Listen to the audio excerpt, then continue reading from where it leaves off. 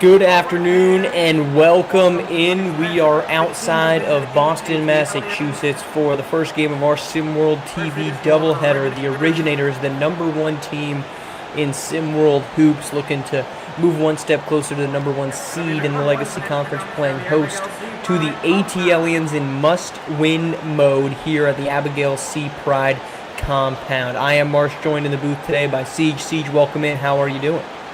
Oh, I'm doing great. Excited for this matchup. Got a lot of race to one implications. Got some great players. ATL is going to come in here and not spoil. They're not going to spoil anything for the Originators. They'll be in the race to one, but kind of play underdog here. So I'm excited to see that. Race to one shaping up as we currently speak. Most teams under 5 games. Everyone's 5 games and under. Most teams under 5, but the high profile matchup of the night, of course, DJ Wagner, player of the year potential, and his 20.8 is a quick dunk there from Tyrone Snyder, gets us rolling against Demario Duval. Siege. Yeah, that should be a good matchup. Great scorers, two very electric guards. Both can put on a show.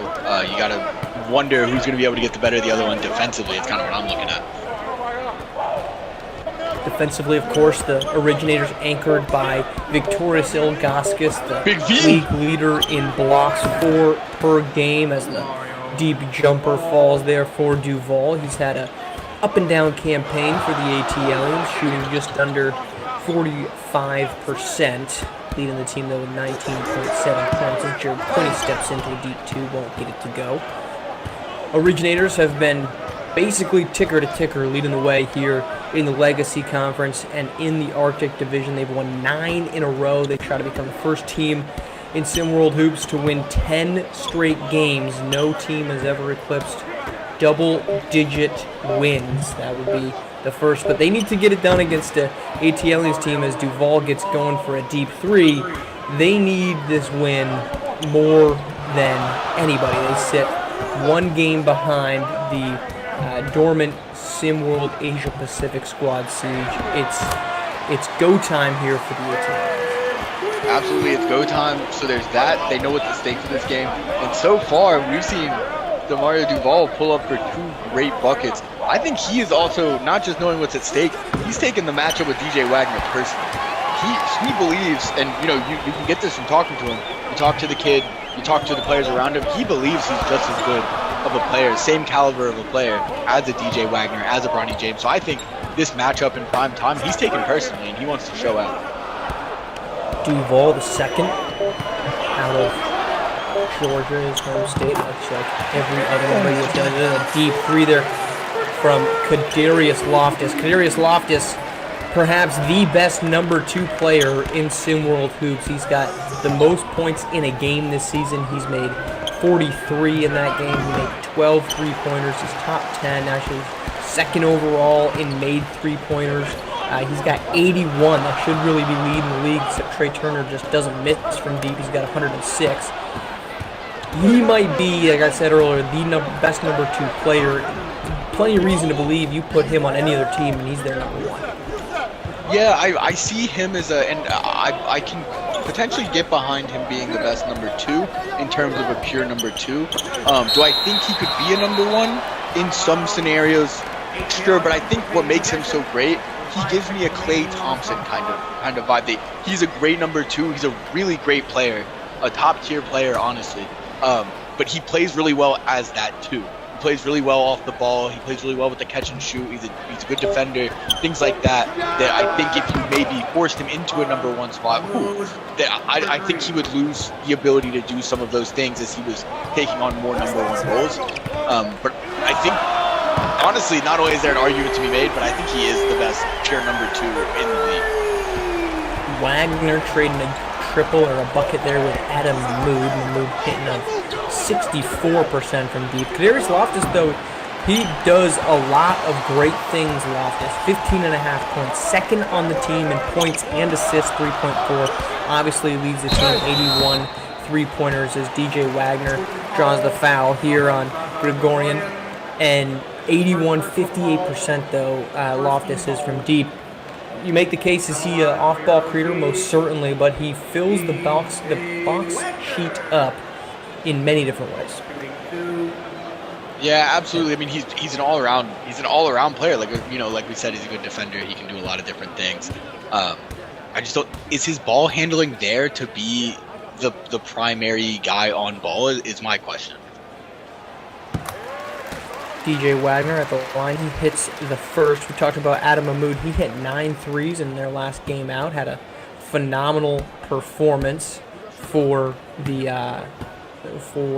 ATLiens as they try to force their way back into this picture. It's been a difficult road for the ATLiens, up and down, plenty of drama along the way, but here they sit, opportunity at their fingertips, opportunity that, of course, similar to Atlantis, most recent example, unable to rise to the occasion. We'll see if ATLiens, a team on the outside, currently looking in as Mahmoud pulls up, gets another 3 to go.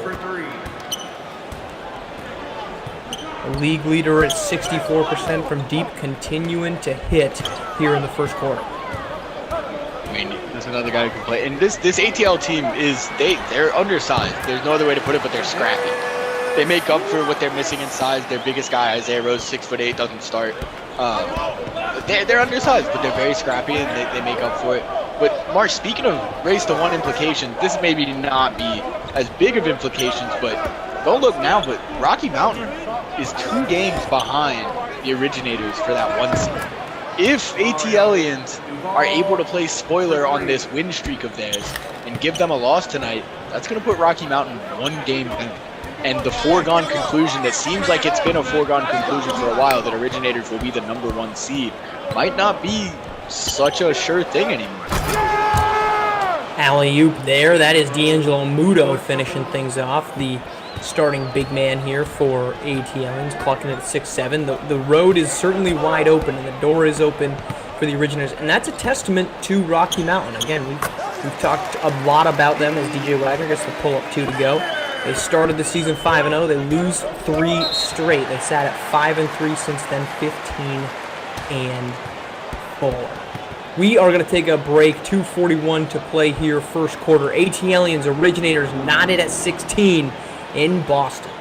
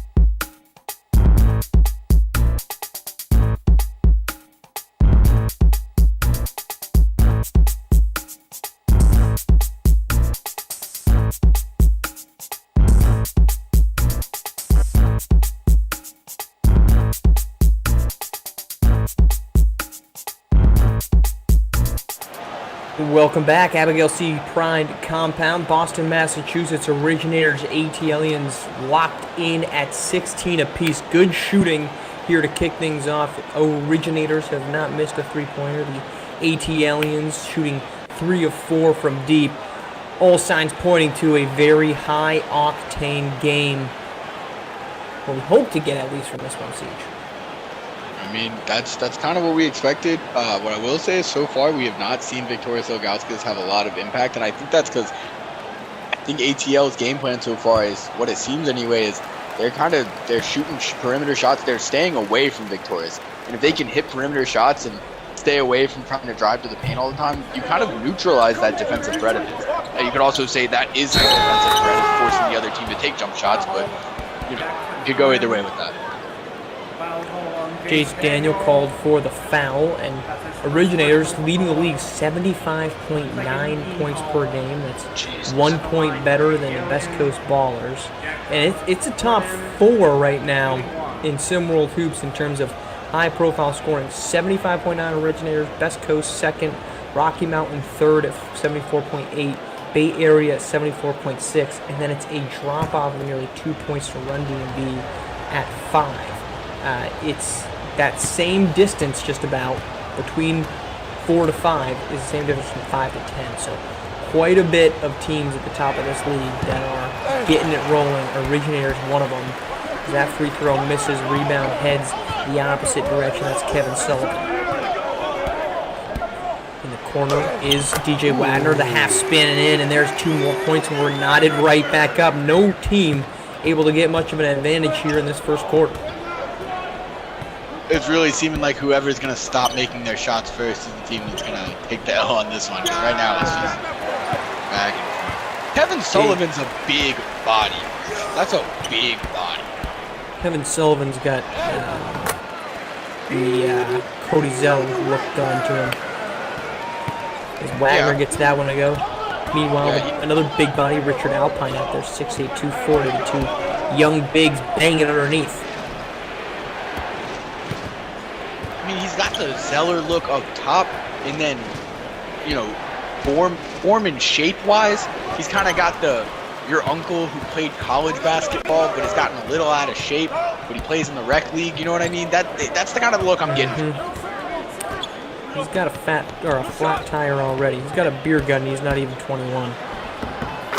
To the rack goes Originators' Kamari Ward. His first bucket's coming off the bench. Ward, 7.5 points per game. Little spark plug score for this Originators' second unit. Just like that, it's a 4-point advantage, as Demario Duval has not gotten going here since that first time out. He cuts here, tries to get some space. Unable to find it. Ball swings back around. That's Kalen Colbert. Can't get that 3 to go. With the second unit in for Originators, they're kind of starting to take over a little bit. And Maverick Jackson Jones to the rack. The Spike wannabe gets 2 points to get started here, his scoring. But to the rack goes Demario Duval. A little miscommunication. The Originators defense leads the way in for 2 more points for Duval. Marsh, is it just me, or is Maverick Jackson Jones like a movie star name? That's who I want to see playing the lead role in like a cowboy movie. You might want him by the name. You might not want him by the face, but... Well, it's the name. It's the name, not the face. Is it the Maverick part of that? The Maverick, the Jackson Jones, both of them are very action movie to me. It was like his parents couldn't make up their mind on what last name they wanted to use. Alpine busts his way in for 2 on Mr. Kevin Sullivan. 2 points there for Alpine, coming off the bench behind D'Angelo Mudo. Marsh, that's what I want to see from every big in the league. You notice how he drop-stepped towards the basket, kept going towards the basket, didn't fade away. I want to see everybody do that. Kamari Ward can't get the jumper to go near the end of the quarter, so that will wrap it up. High-scoring affair through the first 8 minutes. Originators on top by 4. We're coming back to Boston after this.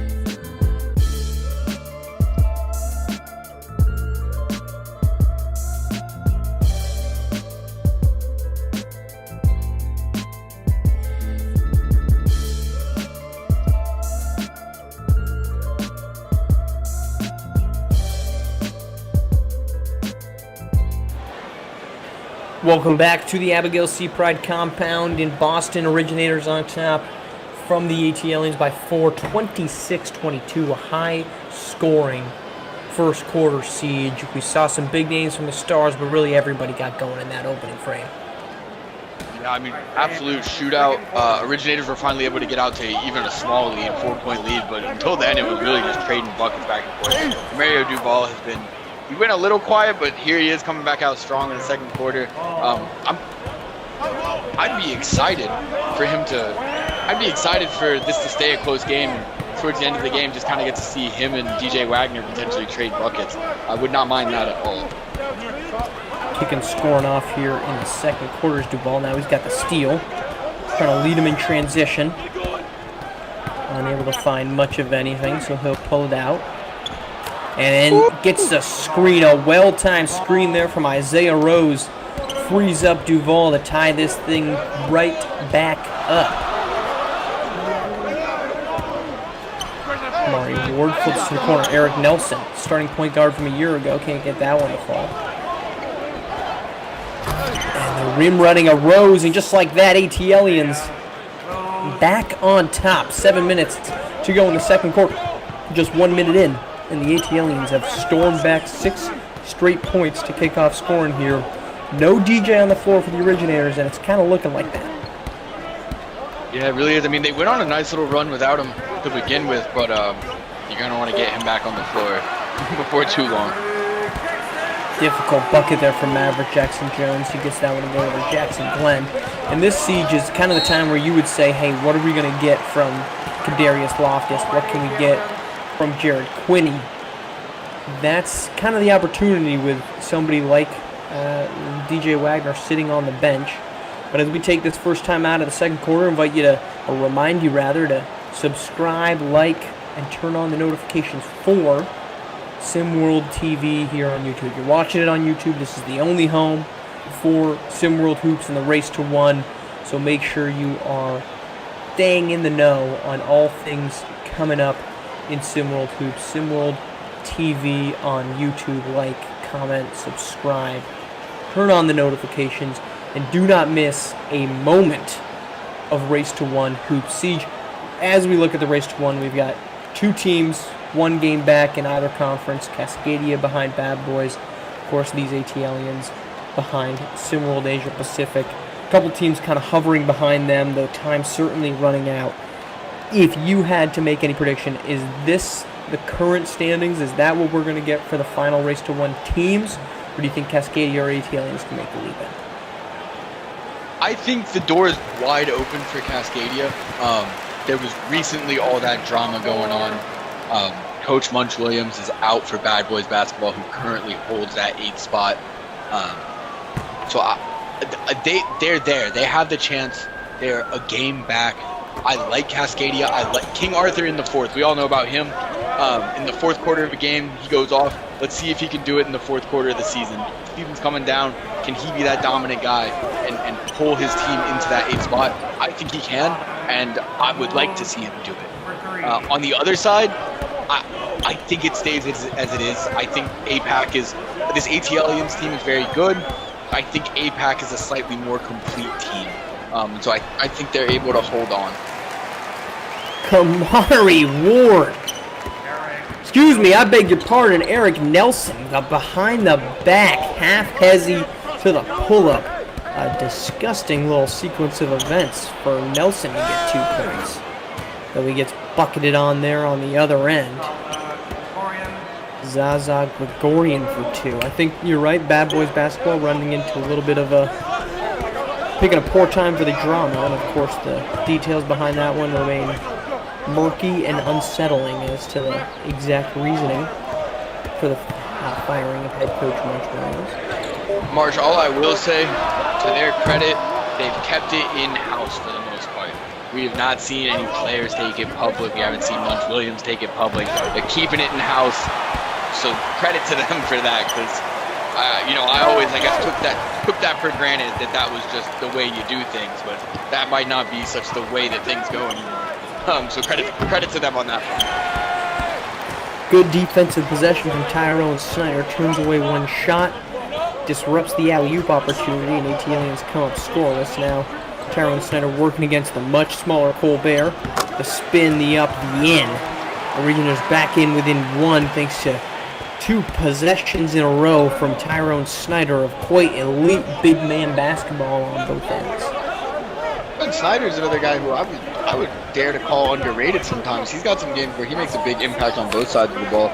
He's got a wide bag. He can do a lot of stuff, and he's almost the perfect complement to a Victorious Ilgauskas. Doesn't need that big man spotlight at all. He just kind of he does his job. Oh! Darius Loftus looked like he had a wide open shot early. Can't get it to go, blocked at the final possession of it by Zaza Gregorian. Here comes Adam Mahmoud. Trying to get rolling, he can't.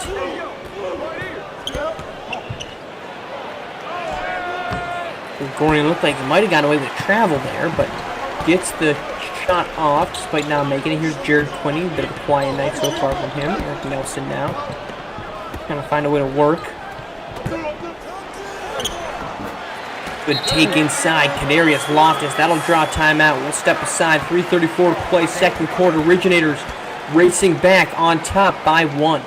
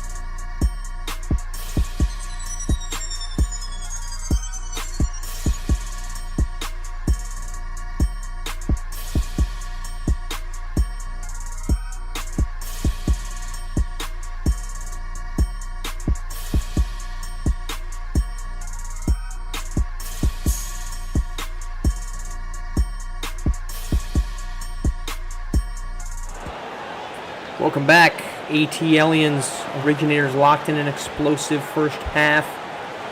Reminder, SimWorld Prep Saturday Showcase coming up here in the next few weeks, but voting ends in just 2 days. So, all players must play 15 games to qualify, but votes are coming and they're flowing in. Make sure that you are taking the time to go and vote for that one. That game will be played August 26th, the weekend after the Race to One championship game. So, voting, that can be through Discord, discord.gg/SimWorldNBA.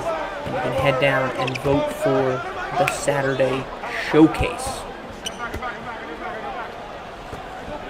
2 players that you'd expect to see in the showcase, certainly DJ Wagner. You can make the case for Kadarius Loftus. DeMario Duval should be on many people's short list. Victorious Ilgauskas even had a shot at making that one because of his great defense. There's Quinney. He front rims that 3. Marsh, I'm going to be honest, I'd be personally shocked if we don't see Big V in that game. But that's just me. There are a lot of really good big men in this league, so. Tyrone Snyder called for the foul. Victorious Ilgauskas, of course, number 1 in the league in blocks with 4. And he's number 10 in the league with rebounds, 8.5.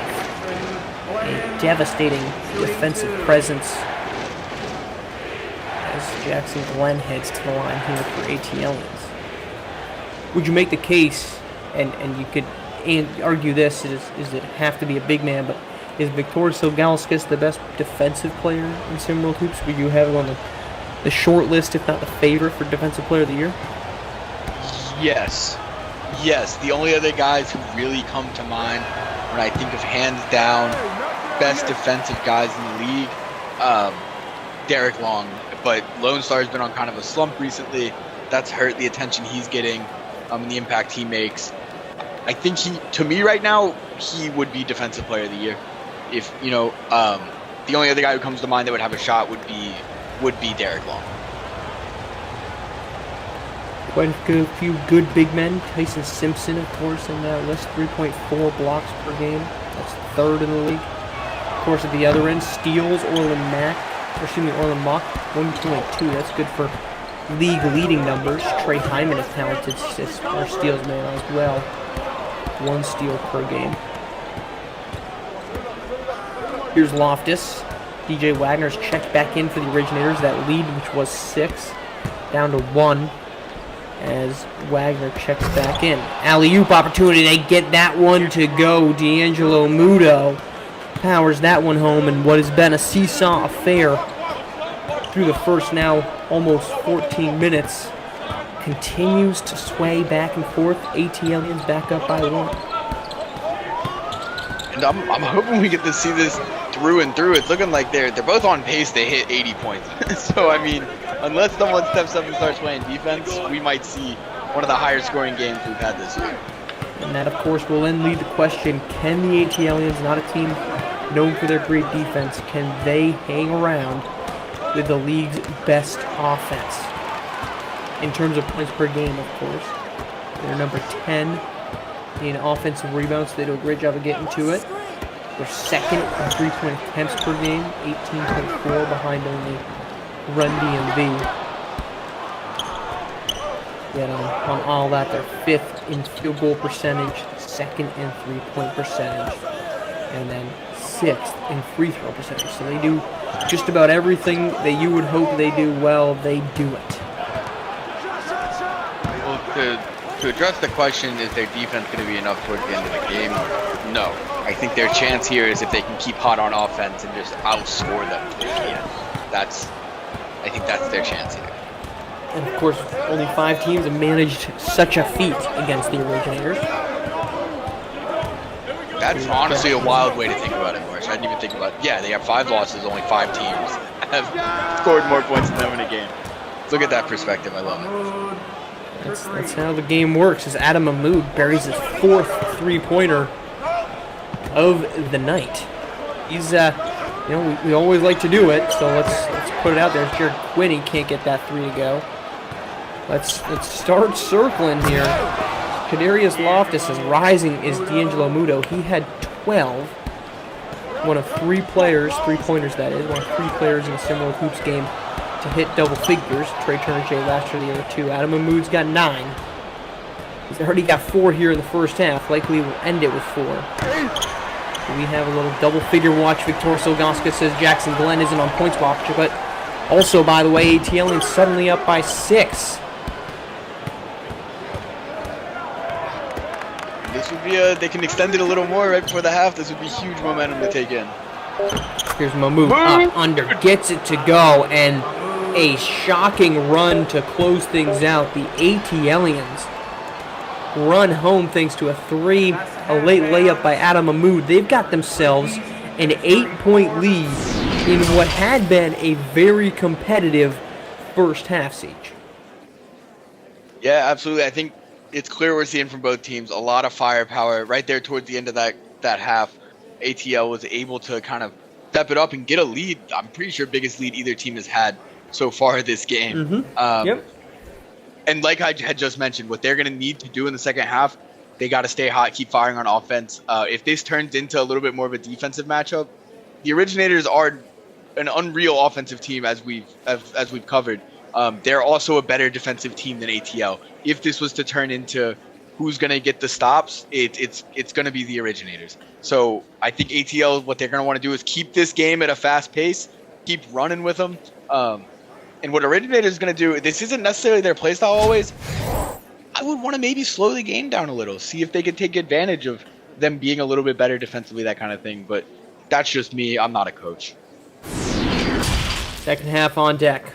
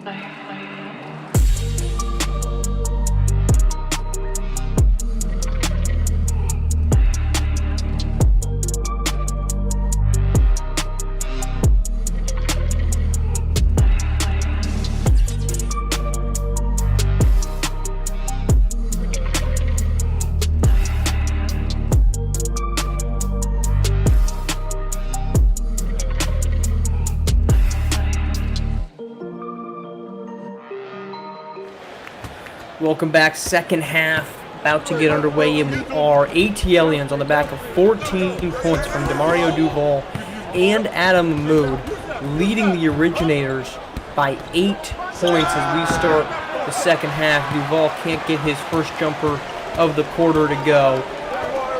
Originators started hot, made their first 2 threes. They missed 5 in a row since then as Kamari Ward can't get that to go. But Siege, let's start with the ATLiens. Can their top duo, can they keep this thing rolling in the second half in order to win this basketball game? I mean, they have the ability to. They're talented. They're scorers. That was disgusting as they extended to a double-digit lead. They absolutely have the ability to. My question right now is more, have the Originators, and this is interesting because the Originators have the best record in the league, and rightfully so, but have they faced enough adversity to, like, do they know what to do in this situation? Have they faced that adversity this season? They've been so dominant in most of their games that, and that's bringing up the question of, you get to the race to 1, are they going to have the experience in close games and tough games that, like, they can come back from a deficit in a winner-go-home situation, I think that kind of is the one thing that comes to mind right now for the Originators in terms of they're obviously contenders, but will they win it all? We'll see. Let's not forget the Boston Blackout game against Indy Stripes. A competitive game, but Duval gets that one to go. They're down 12 now, so the big question is they've been in tight games. Can they rally from a deficit, and can they do it where Darius Loftus has been quiet, Jared Quinney's been pretty quiet, Kamari Ward can't get that to go. A lot of missed layups here to start the second half for the Originators. I mean, that's something I guess we're going to find out tonight. Can they rally from a deficit? And they're going to have to do it against a team whose stakes are very high tonight. I mean, a win here would really put them right there in competition for that 8th spot. This is do or die for them at this point. They got to win these games. The Originators, it's not do or die for them. Yes, they could lose the #1 seed to Rocky Mountain potentially, but this is not as, what's the word I'm looking for here, Marsh? This is not as dire a situation for them, needing this win. ATL needs this win, and they're playing like it. And let's not forget either, Originators had that 2-game losing streak earlier in the season. They lost to the North, or excuse me, 3-game losing streak in which they lost to Bad Boys the North in Europe. So 3 of their 5 games came of their losses, that is, came in succession, but those were competitive games. They are down 12 here. 2 seconds to shoot. DJ Wagner going to work, can't get that to go on Duval. Duval, not only has he risen to the occasion on offense, he has taken on the defensive assignment of DJ Wagner and thrived. Absolutely, we were talking about that at the beginning of this game. I think he's taken this matchup a little personally.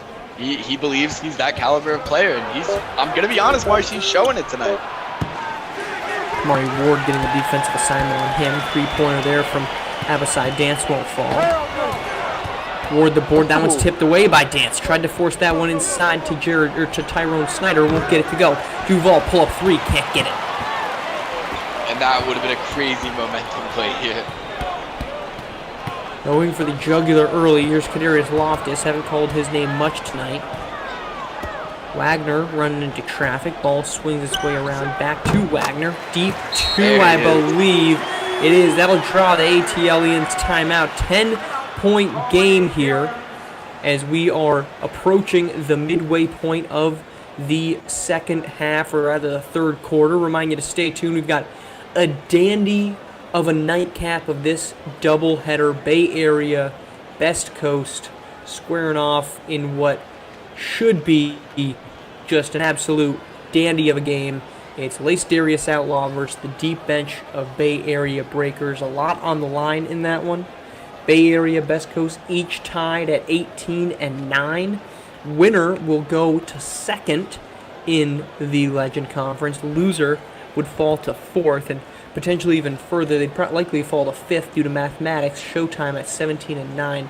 Not in action tonight. So all temporary, because many more games, well, not many more, but a handful of games left to be played. But a big one in that nightcap siege. Yeah, absolutely. A lot of implications. Also, just a great matchup. Just a really great matchup we're going to get to see. Should be an interesting one. It's kind of the battle of the team that's got the one guy that does it all and the team that's got a lot of depth. And Bay Area is that team that's got a lot of depth, but will it be enough? Or rather, I'd switch it around. Is LDL enough to handle the depth and the talent of Bay Area? We're going to find out tonight. Kamari Ward coming off that timeout. ATLiens had a missed bucket there from Duval. Originators trying to get going. DJ Wagner 3 won't fall. Continuing to struggle from deep as Tyrone Snyder picks up the scraps. They've now missed 6 straight 3-pointers. Have the Originators since hitting their first 2. But the size advantage starting to come into play here. We haven't seen a lot of that in this one. ATLiens has remained close in this because of their 3-point shooting. Originators have not taken advantage of Victor Silgauskas and Tyrone Snyder inside. Adam Mahmoud off the front rim. He's trying to keep rolling. A red-hot first half. Made 4 3-pointers in that one. Mark, that's something I would look to do. I mean, yes, you're down by 8, and like that feels like a decent deficit, but there's plenty of time. If you wait to kind of go to that slower, take advantage of your size, game plan, then you're going to run out of time, and then you're going to need to get the points in bunches. So that's something I would look to start looking for now. Mario Ward misses the three-pointer. Maybe not the best three-point shooter to have there. He's hitting just 34% from deep. Duval, meanwhile, is one of the best to be it. Well, at least tonight, he gets another three, pushes it back to 11-point edge. That'll be the Originators taking a timeout. Third quarter, 2:26 to play. Not only should you be tuning in to the next game of this, but always, of course, join the Discord. Discord.gg/SimWorldNBA. Stay in the loop on all things SimWorld Hoops. It is your home for SimWorld action. It's your home also for podcasts, a plethora of pods. Siege, you're now on the podcast game. Right? Yes, SimWorld today, you are within the brotherhood, the fraternity of podcasters. Congratulations. Thank you. Happy to be here. Happy to be here. Everyone look out for the new episode of SimWorld today, tomorrow at noon. We're at every Wednesday type of production, is that it? I'm not in full disclosure to speak of anything else at the moment. Yes, we're a Wednesday show. So catch us every Wednesday at noon if you want to hear me and B-Ron give our takes and news from around the league.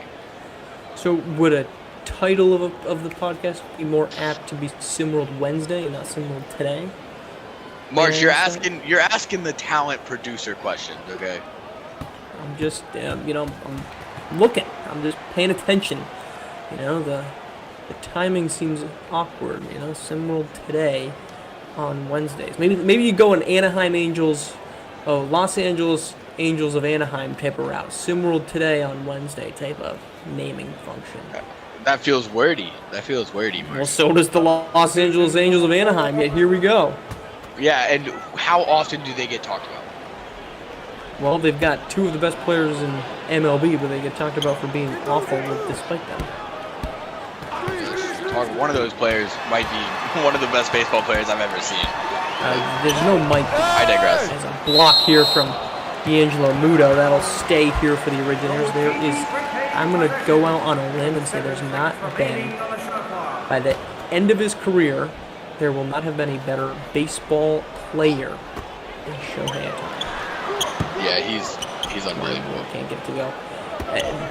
Emphasis on baseball player, not hitter, not center fielder, not pitcher. Baseball player. Does it all. Yeah, but that's the crazy thing is that he'll be top 5 in most of those categories. And he may very well be on his way to $70 million annual contract. I mean, he's going to go down as one of the most dominant athletes in their sports of all time. Like up there with he's probably got to get some rings, some hardware to really be in that conversation. Baseball's the weird one. It almost feels like you don't need the hardware. I mean, Mike Trout wins an MVP and they missed the playoffs. Shohei the same thing. Yeah, but you would think the same thing about football. But football, Tom Brady's got the hardware. You think the same thing about quarterbacks. But Tom Brady's got the hardware. And that's what he's won. I think I saw a stat recently, Marsh. Tom Brady has won, I believe, or he has been in 23% of all Super Bowls. Yeah, that's why he's the GOAT. He's winning. Yeah, you talk about guys who were the most dominant in their sport by far, the most dominant athletes of all time. You talk about Tom Brady. You talk about a LeBron James. Who's Ohtani gonna be in that conversation? And I think to be in that conversation with the MJs and the LeBrons and the Kobes and the Wayne Gretzky's. I'm not a big hockey buff, but I hear Wayne Gretzky's name a lot. And the Tom Brady's. You gotta have the hardware, I feel like. Well, DeMario Duval's putting together a hardware-worthy performance. He gets another 3 to go. This is a 12-point lead here, under a minute to go. The defense for ATLiens has stifled as Kamari Ward's troublesome night continues to go. Misses that layup and 2 more points. It's a 14-point advantage. ATLiens pouring it on here in the third quarter. Yeah, and they got to keep this up, though, because as we know, Originators can score in bunches at times. Quinny and Loftus have both been pretty quiet. If they decide to show up and turn on in the fourth, a 14-point deficit is no issue for the two of them and DJ Wagner. So as easy as it is sometimes to let off the gas, ATL cannot do that. D'Angelo Muto ensuring that yet another block. He's got multiple here in this third quarter. Under 10 seconds to play. They hold it for the last one down. It's going to be Stone. Here's DJ Wagner across the midline. 2 seconds. Going to have to heave, and that will not be good. That'll end it. What had been good was the ATLiens in the third. They build a massive 14-point edge on the back of elite defense from D'Angelo Muto and cold-blooded scoring from Demario Duval II. Fourth quarter coming up next.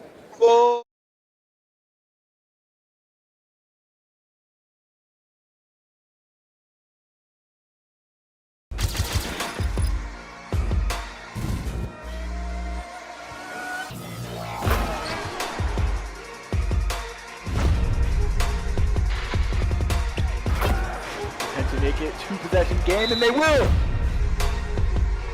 Definitely gonna have to go elsewhere. Oh!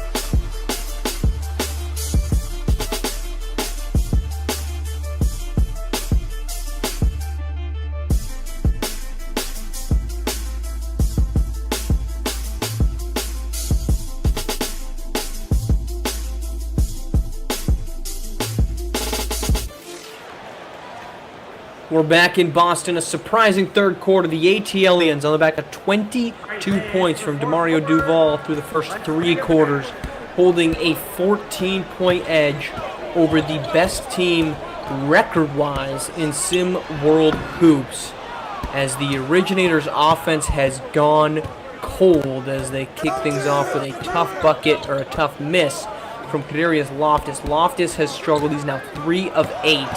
It's been a big night from Adam Mahmoud through the first half. He had 14 points. He was held scoreless in the third quarter, but it's Duval who took over as he can't get his first bucket here of the fourth quarter to go. Rebound heads to Wagner. Wagner typically sits for the fourth quarter, but facing a 14-point deficit, he is out there. Spin, up, in, gets it.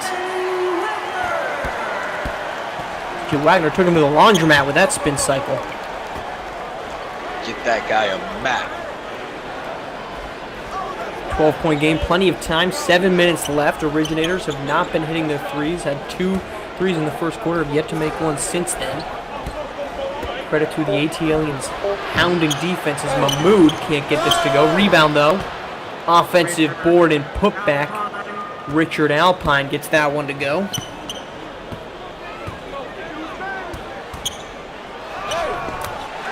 Driving to the rack though as the accelerator is down here for DJ Wagner as he's trying to mount the comeback for the Originators. You mentioned it earlier, Siege. First place in the Legacy Conference, not yet locked up for the Originators. They're up 1.5 games on the dormant Rocky Mountain Monsters tonight. A loss here, and it's a 1-game difference between the two. But it would also end the 9-game winning streak for the Originators as they look to become the first team in similar hoops to eclipse double-figure wins. Good cut and pass. Victoris Elgauskas gets it to go. The foul called on Adam Mahmoud, and that will send Elgauskas, an 81% free throw shooter, to the line. Chance to cut this game to single digits with 6:05 to play. That's going to be Big V's first bucket of the game. A quiet night from Elgauskas. 6 boards, a handful of blocks. He's truthfully been gotten outplayed by D'Angelo Muto on the defensive side. Muto with 4 blocks of his own. As Elgauskas does indeed complete the 3-point play, a 9-point game. The Originators, typically known for their offense, they have not been getting it going, shooting 40% entering this third quarter, or fourth quarter rather.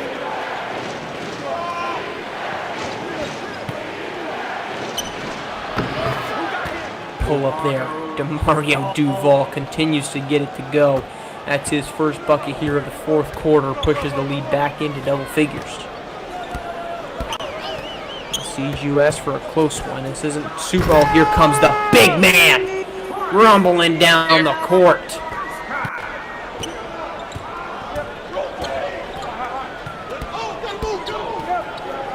Duval up top, shifts that one over to Mahmoud.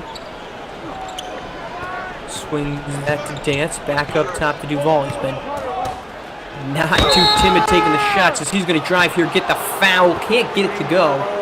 A foul called there on DJ Wagner, and that'll send Mario Duval to the free throw line. He's shooting 92% from the charity stripe.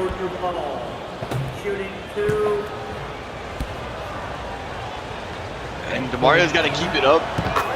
He's Big Z's come alive, and when we talked about the size advantage Big Z has, and it looks like he's realizing it this quarter. But I think what we were talking about last quarter, that you wait too long, and they're going to need points in bunches. You know, if they had gone to kind of the big man and woke up a little earlier, they could have taken their time with it. But if ATLiens keep scoring, Originators are going to have to hit some threes.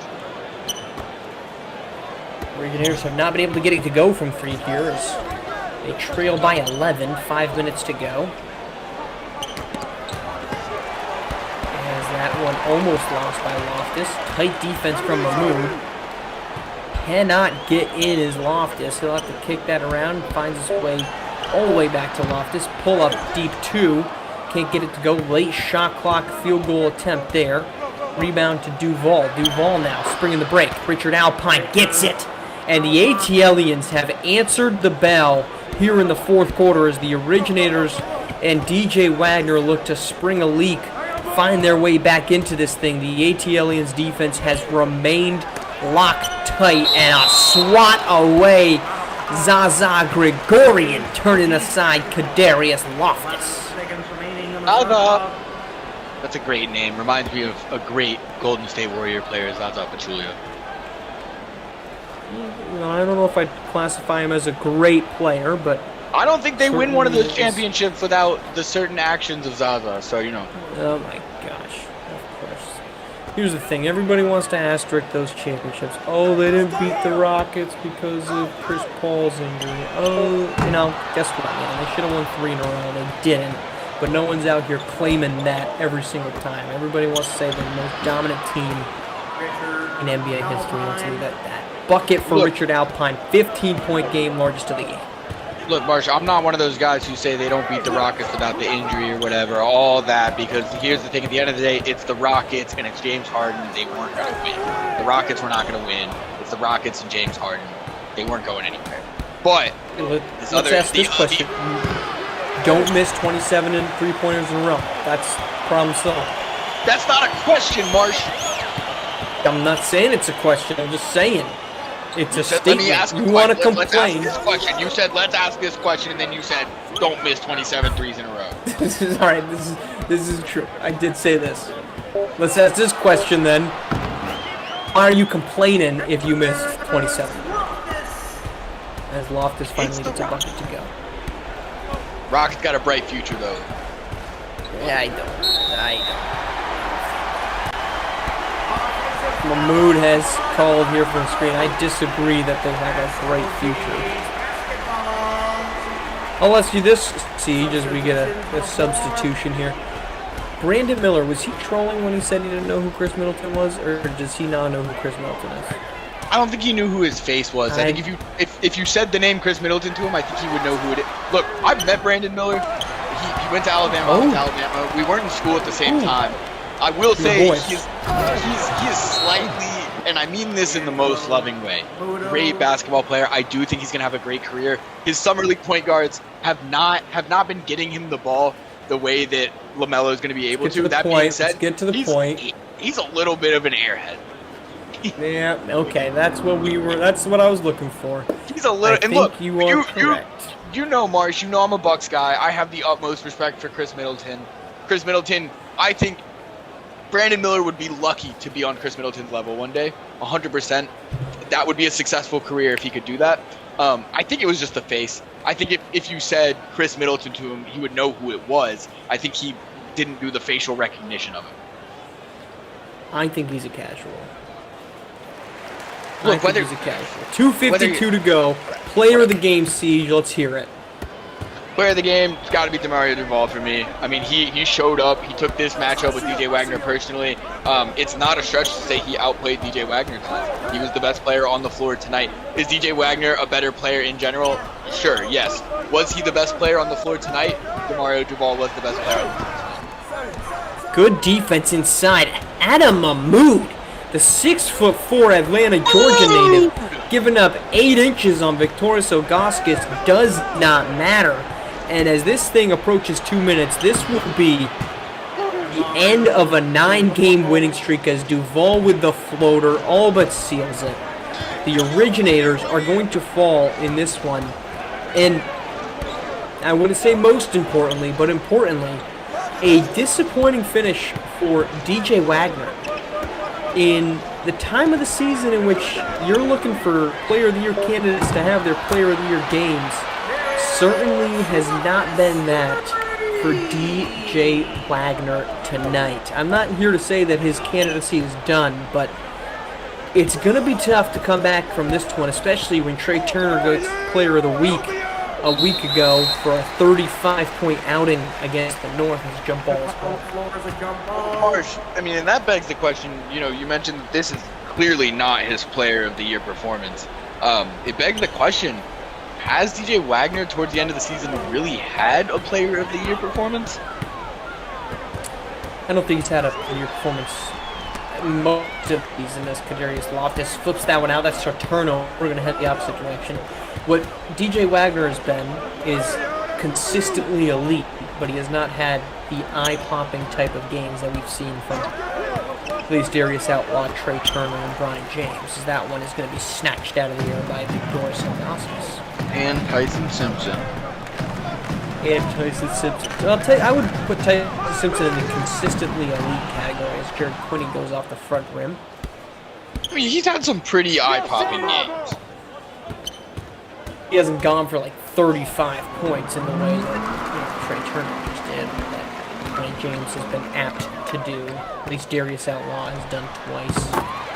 As a three-pointer finally falls for DJ Wagner. The celebration seems a bit ill-timed considering they're down 11, but a three-pointer nonetheless as the crowds here at Abigail C. Pride Compound is filing out except for the moms, dads, and rides home. And the Originators hit a big three to cut the lead to 42-11, sorry. And that three from Dance won't even touch rim. No iron to be found there. Here's Jared Quinney. He'll pull up. He'll miss a three, which has been the story of the night. The Originators, whether it was a contested or a wide-open three-pointer, they have not been able to get it to go. The league's second-best three-point shooting team has just not looked at. But it's DeMario Duval leading a upset win over the top team in SimWorld Hoops. The ATLiens pull within a half a game of Asia Pacific with 4 games left to play. A huge win when they needed it most. Post up coming up next. Then we're headed to California, Bay Area, Best Coast Ballerz. Second game of our SimWorld Hoops doubleheader. For my partner, Luke Siege, our production team, thank you for joining us. As always, the game.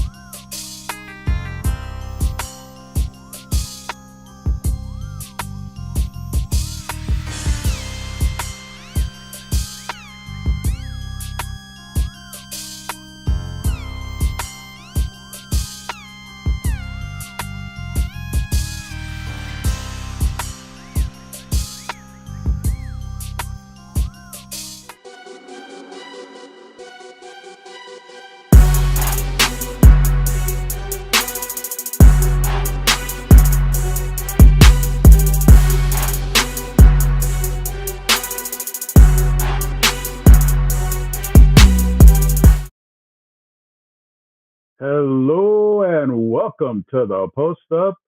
This is the Maestro, joined by the one and only, the guy that was on not only the cover of People Magazine, Us Magazine, XL, and my favorite kitty cat, LOB, the Thank Gas you. Man. How you feeling tonight, Sam? Thank you. The magazine cover was absolutely great. I didn't think you were gonna bring it up, but thank you so much. I really do appreciate it a lot. I really Bring do. it up, dude. Dude, I got it up on my bedroom wall, man. I'm looking at you all the time.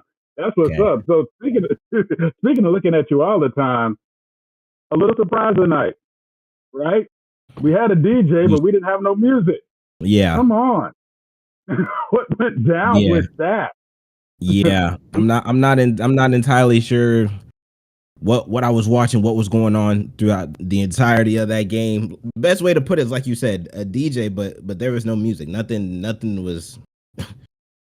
I'm just lost, honestly. I'm just completely lost, honestly, with you. I'm 100% with you, LOB. The deal was, as you saw the game progress, right? You always, with the originators, they play such disciplined ball.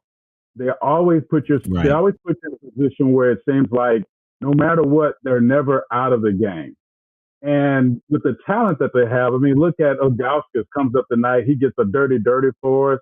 He does his thing. But on the other side, it was like, I mean, if you look at the ATLiens, it was a death by 1,000 cuts, but the cuts were at the right time. Wagner had 22, Duvall had 28, but everybody else was 2 points, 12 points, 8 points. Just enough. Duvall hit us with 28 points. Mahmoud hit us with 14 points. Mudo hit us with 12 points.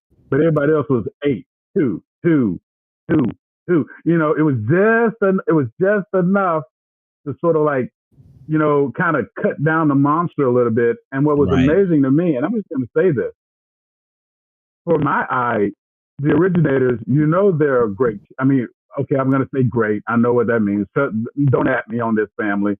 But they're a really solid team. They have it together. They got a great coach. Yeah, I said great that on purpose. Right. But it was like it was somebody else wearing their uniforms tonight. Here's the thing, right? First off, any team that you watch that has 3 people scoring in triple digits, you know it's going to be a good game off for it. ATL came into this game, was ready to play, knowing who they were up against, the originators, and they absolutely handled business. Now, the biggest thing for me that I noticed watching throughout this game was 2 things, right? First off, for the ATLiens, how well they were able to shoot the 3-point tonight. 42% from 3 in this game, and that's something that you can't coach. Like, they just went out there and hooped. They went out there and played, especially from the 3-point line. That was huge compared to the originators, who only shot 29% from 3. The second thing is they were able to get out in transition a lot during this game. The fast break points that you see, the difference between those two, ATL was able to push it on the break, create easy transition buckets, and that blow a lead bigger than anything I've ever seen. So I feel like those were the 2 biggest things whenever I watched this game. That's what I saw from them. That was the big thing for me. And credit to the ATLiens. Like I said, the originators are a very well coached team, very well organized team, very disciplined team. But as we all know here in the sim world, any team can get beat on any night, any day of the week. And ATL just happened to be one of those teams that said, hey, you may be one of the top teams, but we're not backing down. We're not stepping back. We're going to continue to play our game. All right. We're going to trust in the system that we have here, because we're confident enough that with the system that we have, we can win. And that's exactly what happened tonight. 100%. And also, before we get to our next topic, though, let's talk about a game that just finished. Cascadia falls to the G5, 70, 76, 72. Cascadia, they're always in every game. They always find a way to kind of be there. It's really amazing as you see who led Gotham 5 tonight. We know all that's going on with them. And Baku, of course, 21 points, getting it done for us. Mugen Williams, 14 points, 11 rebounds. Double night in the house of the Indians. You know what I'm saying? It's like, it might not be a dirty, but it's a double. And so when we see a team like G5, I'm not going to say struggle, but to me, if you look at them on paper, right? If you look at the records, whatever, then like you just said, it doesn't count. Then World Hoops, right? Any given night, 72, 76, really, really close. And oh, by the way, look at what Cascadia did in the fourth quarter. They outscored them by 2 points, which means they only got scored by 4 points in 2 quarters. 2 points a quarter. That just tells you about basketball right there in the StemWorld universe. Tell me what you think about that game finishing up in the way it did. I mean, here's the thing. Like I said before, this is a team that came out and produced on all levels. Got them 5, of course, right? And like I said before, you got any team that's going to have 3 players that score over triple digits, right? Then that's a plus sign for you, right? Kyan Anthony coming in, played for 22 minutes, dropped 16. Mugen Williams with a double of his own. Of course, we talked about M'Baku himself leading the charge, but it's things like that, right? Where you have everybody contributing. Almost everybody on that team scored tonight. You know, only one person didn't score, but when you get everybody involved, the way that G5 did tonight, right? You get big outbursts, especially in that third quarter, where they absolutely went off for 26 in that third quarter as a team. That's big, right? That's the boost. That's the confidence that team gets when playing within the system, playing within each other, playing within something that they're comfortable with, right? Cascadia, on the other hand, right? Maybe you just needed a little bit more an oomph. But I will say this, Arthur Lattimore, 26 points tonight, 7 rebounds, right? He did his thing. But you look down at the rest of the stat sheet and it's like, you got a guy here or there that's putting up numbers, but not contributing to get them over that hump, right? Not one person can do it all. You know what I mean? So that they wasn't able to get over the hump. Maybe if one person maybe stepped a little bit out more, got a little bit more involved, that could have been the difference in this game, you know? And that's the big thing about it. So G5, close win, did what they needed to do, got the victory. So shouts out to them. Shouts out to them, honestly. Absolutely. But I'm still giving a shout out to Cascadia because they gave me a dirty tonight. And Code Doja, Q Doja gave me a dirty stat line. Here's to you. I had a bottle out here. I'll pop it, but I don't even drink, so I can't even pop a bottle and sound real about it. So anyway, yeah, there you go. And they definitely let him do his thing. All right, here we go. Win. Now, it could be win, W-I-N. It could be win, W-H-E-N. But it don't matter because it's about win.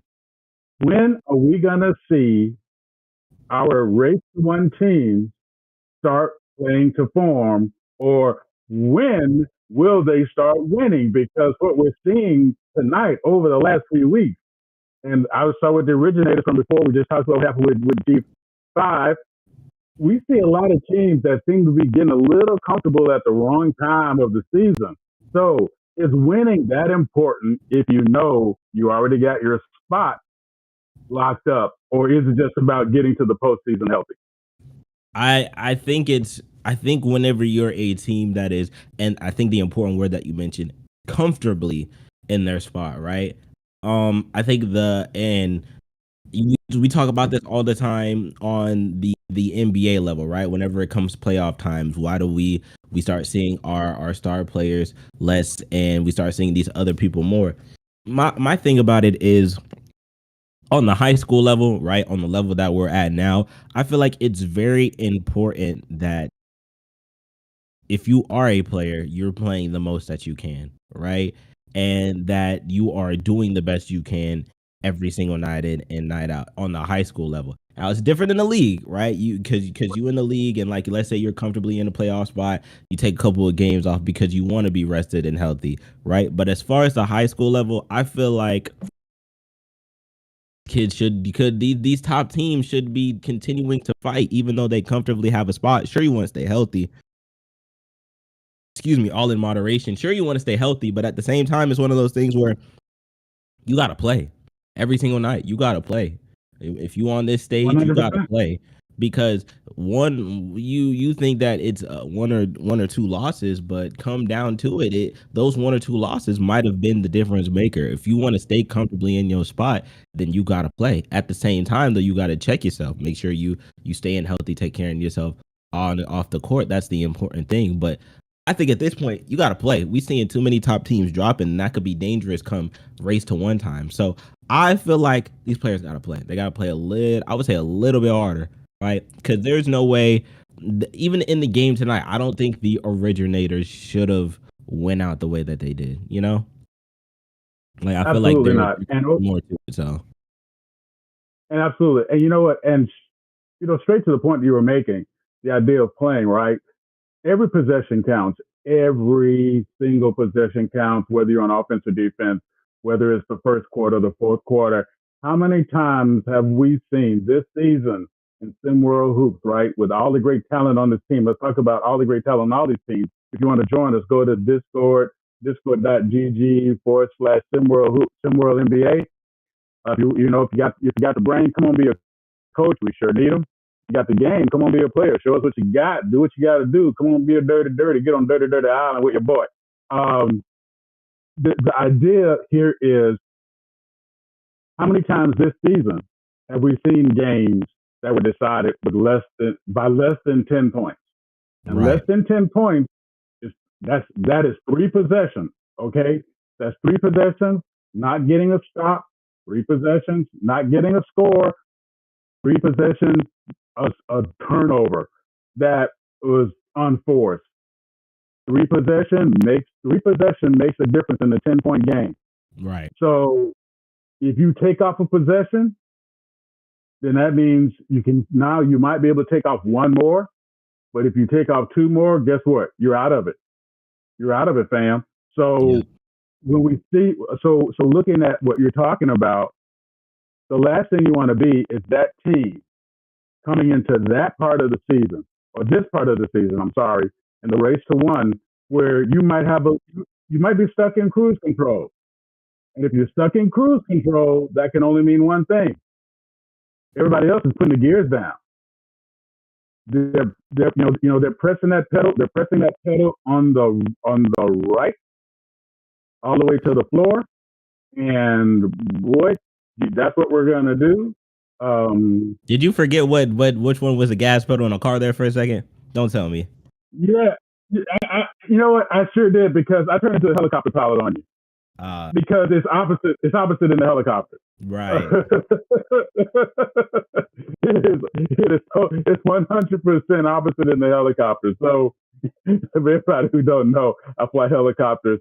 So whenever you pull up the collective, that means you're actually giving power to your unit. You have to press the left pedal of the helicopter to balance out. Otherwise, you're going to start spinning.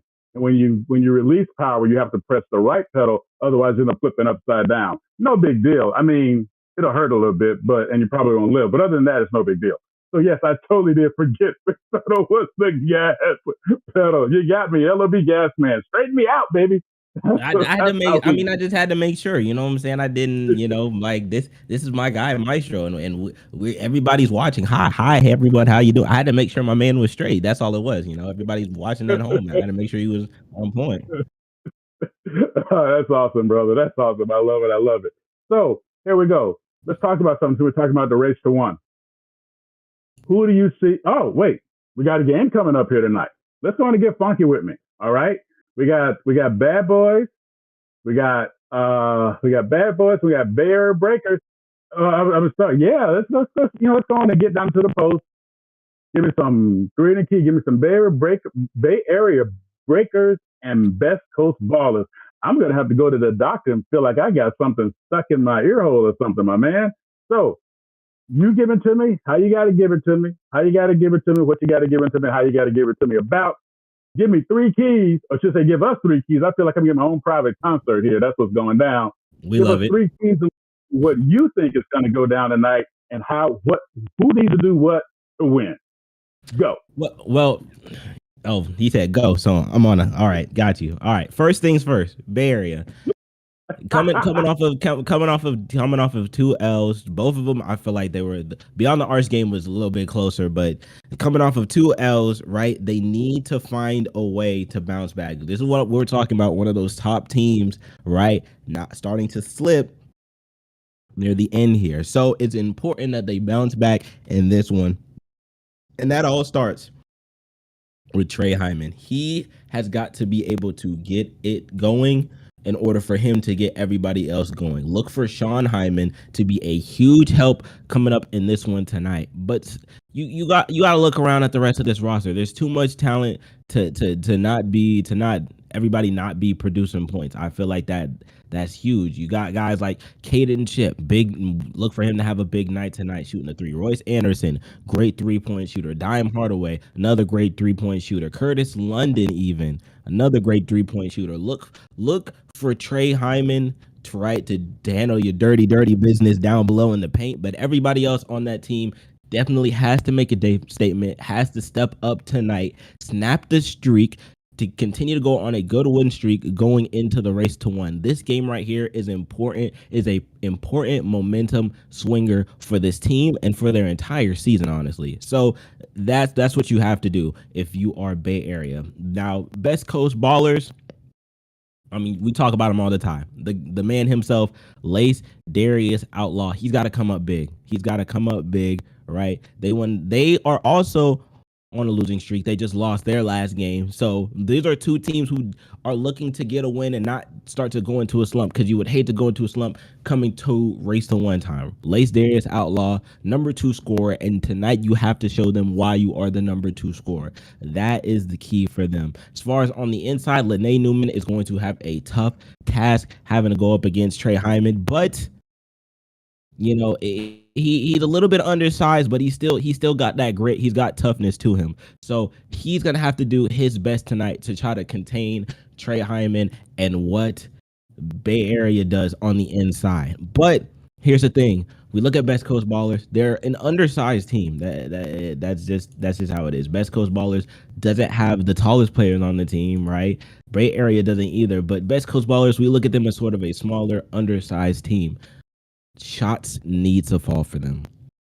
They need to get shots up. Shots need to fall, because the way that Trey Hyman plays, you're not going to be able to just get bully points in the basket. Shots need to fall. They need to get out in transition. That's the most important thing. They need to get out in transition, get easy buckets. Don't settle for bad shots. It's okay to pass up a good one for a great one, but if you have the good one, you need to take it. You know what I mean? And I feel like that's big for them. Shots definitely need to fall, because whenever Bay Area gets going, Trey Hyman gets going, especially his brother gets going, they're a tough team to beat. But you could say the exact same thing for Best Coast. I think this is going to be a great game tonight. I'm excited for this one, honestly. Lace Darius Outlaw is going to put up his point. Trey Hyman is going to do his thing in the paint. It's going to be an all-around great game, and this is a must-win game for both teams, especially since you don't want to go into a slump when the race to one comes around. But that's really my stuff for me. If I had to pick one, though, Preach. If I had to pick one, Preach. Come on. Don't be scared. I'm gonna go Best Coast on this one. I'm gonna go Best Coast Ballers on this one. And I know people are saying you're going against Hyman. I like the kid. All right, I really do like the kid, but I gotta go Best Coast Ballers on this one. But what I will say for sure is, if Evangelos Mullins does not put someone on a t-shirt, on a poster in this game, top 10, then this isn't the Best Coast Ballers team that I was meaning to look at. It seems like every single game that I watch, Evangelos Mullins is always putting somebody on a poster. So he got to do that tonight. Right. That's going to be a big energy swinger if it happens in the middle of the game, late in the game, trust. But I'm going Best Coast for this one. Okay. Well, I'm flipping on the other side just for 2 reasons. One, and I'm going to sum up everything you just said with one word: rebounding. I need to rebound, and I need to stop you from rebounding. That's where that transition starts. That's where all that game play starts, where I can get the ball at the court to do all the things you said. I don't get rebounds, which means which one of these 2 teams ever going to try to get it down and try to get it done, they got to hit the glass hard. We know Bay Area Breakers going to hit the glass hard. just because it's in their nature, but they're also coming off a loss, right? So they're coming off a loss against BTA. So that means they can have a little attitude tonight. So I'm going to see what's going to happen. So I'm going with Bay Area. I hate to pick against somebody, so I'm picking Bay Area Breakers, and Bisco's going to have a good game anyway. All right, here we go. I got you for a few more minutes, LOB. So I got a question for you. Mm-hmm. Okay, your daddy. Now, it don't have to be your daddy. It could be an uncle, an aunt, and auntie. I have a couple of aunts who are actually my uncles, but that's a different story. Okay. We're not gonna question whoever I know, right? Don't ask myself. Whoever influenced you in sports, your mentor, whoever they might have been, who was their favorite player back in their day that they talked about all the time to get you interested in sports? Well, I feel like in this case it would have to be my dad. I feel like it would be my dad who really put me on to the love of basketball. But before basketball, I was really highly invested in football, and so the one player that he brought up all the time, right, and probably going to go down as one of the greatest players to never win a championship, Barry Sanders. He talked a lot. I mean, cause look, I grew up in the age where we had, the Odells and the Antonio Browns, and everything was about flash, right? Everybody's doing their thing, everybody's celebrating, everybody's hype. He was like, Barry Sanders was the guy that just, like, when he scored, he just give the ball to the rep and keep it pushing. And every single time I mention Barry Sanders, he always talks about the one play, the run that he had against the Dallas Cowboys, where he ended up going into like a crowd of like 7 people and came out. And then there's this one angle of like a lineman completely looking backwards and had no idea that Barry Sanders was running free right behind him into the end zone. So he talks about Barry Sanders all the time. And as far as football, it'd have to be him. But that kind of gave me my love for football. That's why I wanted to be running back and all that stuff. So yeah, that's a real good one. Mine actually came from my mom. I got to tell you, it's really my mom. She actually was a Johnny Unitas fan, and it comes from that day. Even though she was young in the last part of his career, he always hated the Jets because the Jets, kept him from winning that Super Bowl. And when he became a Jets fan, she stopped talking to me. But she was always a fan about how he changed the game of football. We thank everybody for checking and listening to the post up tonight. We got a big time game coming up with the Bay Area Breakers and let's go. And the Ballerz. So we will catch you later. Out. Let's go.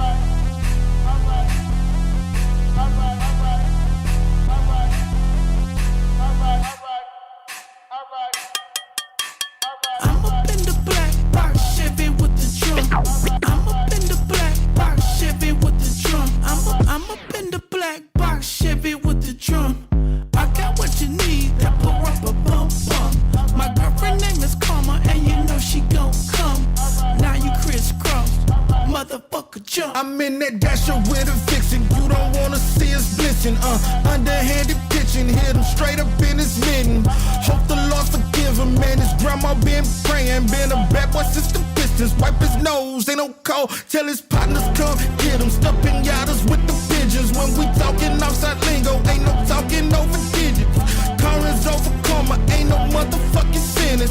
Tell them black sent you, sir, your people not your feeling, oh. Man, this smoke was alright. Man, her ass was alright. Don't ask me if I'm alright. Pray this shit gon' go right. All my people alright. All my people alright. All my people alright. All my people alright. Man, this smoke was alright. Man, her ass was alright. Don't ask me if I'm alright. Pray this shit gon' go right. All my people alright. All my people alright. All my people alright. All my people alright.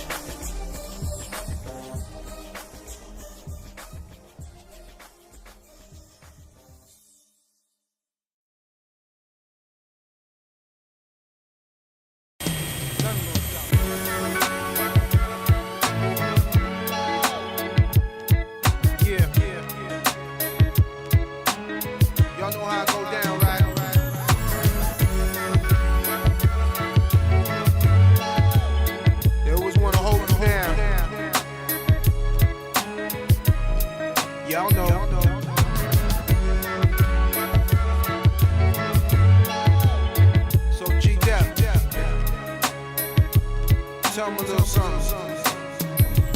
Should I record?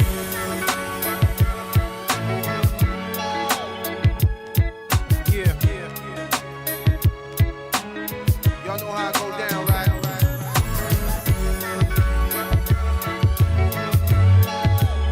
They always wanna hold you down. Y'all know.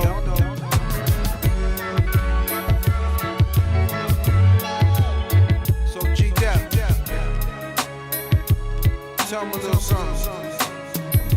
Should I record?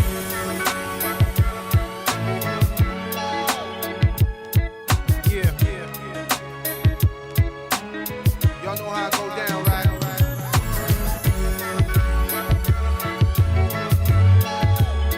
They always wanna hold you down. Y'all know.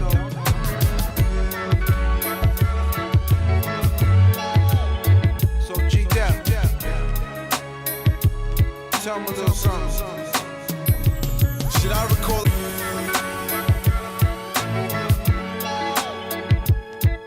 Yeah.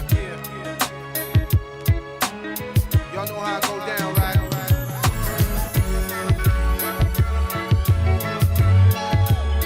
They always wanna hold you down. Y'all know.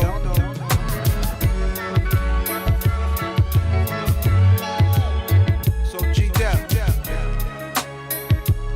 tell me a little something. Should I record?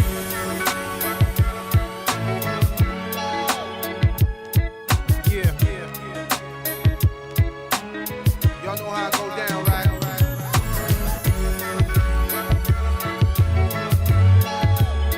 They always wanna hold you down. Y'all know.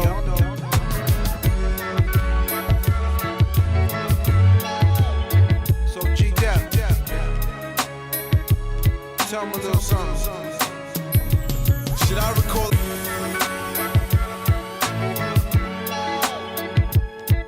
Yeah. Good afternoon, good night. We are here in California for the second game of our doubleheader here on SimWorld TV for what figures to be an exciting conclusion to the night. Best Coast Ballerz and the Bay Area Breakers here in Santa Barbara. I'm Let's get joined those two cupcakes people out. in the booth today, Rick, Blaze, and Siege. Gentlemen, how are we doing? We're doing good. I'm excited to be here with two great dudes here in the booth for a great game. Got a lot of talent here. Rick, I'll start it's with good you. to be here. Yes, sir.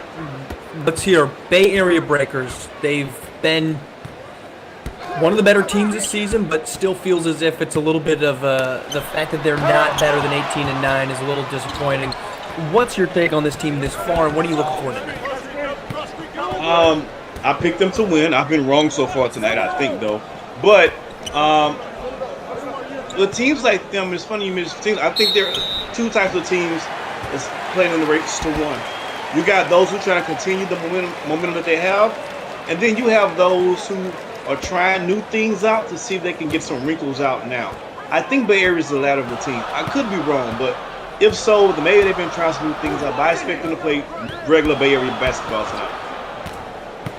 In Siege, Best Coast Ballers, they've been led by Darius Outlaw, who on cue gets the layup to fall, but ever since the loss of Mikey Williams, this is a team that really hasn't had or found the emergence of a second player.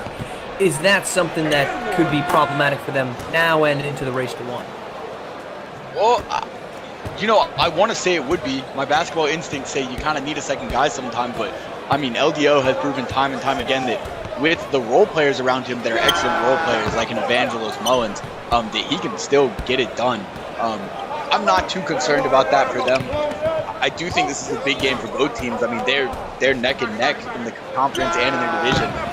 This could really sway race to one seeding at the end of the day. So I don't know. I don't think it's an issue for him. LDO has proven he can be that guy. Well, Outlaw misses his second jumper. 2-2. We come off of a exciting first game. ATLiens a surprise upset as Trey Hyman is going to get called for the foul. That's going to send Sky Buckner-Williams to the line. I believe this is going to be 3 shots here for Buckner-Williams, averaging just 4.3 points per game. So opportunity for the Davie, California native to get to his season average here in one fell swoop here early on in this first quarter. Race to one winding down here. Bay Area, 1 game back of Southeast Select, but see, just as this game has plenty on the line in terms of Bay Area Best Coast seeding. They are each entering at 18-9. The winner would be the division leader, and they would leap H-Town Hoopers, who is 3rd right now in the Legend Conference, for the 2nd seed, as Buckner-Williams is 2nd to fall. So a lot on the line in terms of 2 teams trying to nab home court, quote-unquote, but also a more favorable matchup in that first round. Yeah, I mean, absolutely. And, you talk about seeding. At the end of the day, if you're a good team, seeding doesn't matter too much. But that home court advantage, especially in a league where we talk about parity a lot, any team can beat anyone on any given day, and every team in the race to one is going to be a really good team. So that home court throughout, that 1 seed advantage is a big deal. It is a big deal, and this isn't the last game, so there's a chance for it to switch up some more, but it would be a huge win for either side. Offensive 3 seconds there called on Trey Hyman.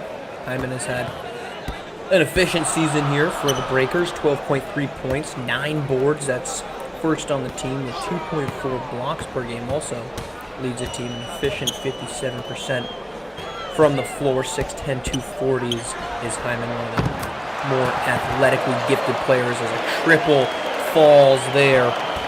And that Best Coast Ballerz lead now, Rick, 7-2. They started off early, and they're starting off with a slow, or at least a quiet night from Outlaw, but their defense has been rock solid here in the first 2.5 minutes. Yeah, I said earlier I was looking for Bay Area to be Bay Area. They're not looking like Bay Area right now, so let's credit Best Coast, the Bakers as you call them, for playing good defense so far. The Bakers, well, they're not cooking tonight. At least Darius Outlaw gets his 2nd to go. I'm glad the kiss of death is finding its way back around to you, though, tonight, as your takes haven't quite hit, but chance for you here on the latter portion of the night, huh? Yeah, it's cool, Morris. I win so much, I don't mind a loss every now and then. It's just the way of the universe. It's Ballerz, Morris. Well, Rick, there's one thing we can always count on with you, and that's humility. Thank you. Up top, Buckner-Williams trying to find some activity, gets a screen. There's Lene Newman, one of the carryovers from last season's team here. The Best Coast Ballerz. Pull up Outlaw won't go. Rebound for Newman, gets the follow, and a 9-point advantage for Best Coast Ballerz. Just 2 points, or rather 4 points from their best player, Lace Darius Outlaw, who's been a high-efficient scorer, or a low-efficient, high-volume scorer this season for Best Coast Ballerz in the absence of any real emerging offensive threat. Trey Hyman can't get that one to go either. That ain't what you want to see. Not that. Screen comes from Newman to the rack, and the turn away from Trey Hyman. Inactivity transition heads the opposite direction. Royce Anderson with the ball, slows it up. And he got him back there for that midi that LDO hit in his face a couple possessions ago. Outlaw now called for a foul. That will send Royce Anderson to the line. Royce Anderson has had a good season, but it feels as if, dare I say, it's been a little disappointing for what we saw from him during the offseason. He won, 6 summer tournaments this past year. Is there any expectation from either of you that you thought he might be better than what he's done? I mean, certainly this is a very egalitarian offense for the Breakers, but Royce Anderson still just 11 points per game on the season. Yeah, I'll take this first and I'll pass it on. Marsh, you're kind of touching on my subject for tomorrow, on tomorrow's podcast. Make sure you guys tap in at 9 o'clock if you haven't. I think next year, I'm going to spoil a little bit, I think he can be a top 15 player next season. It's not his talent.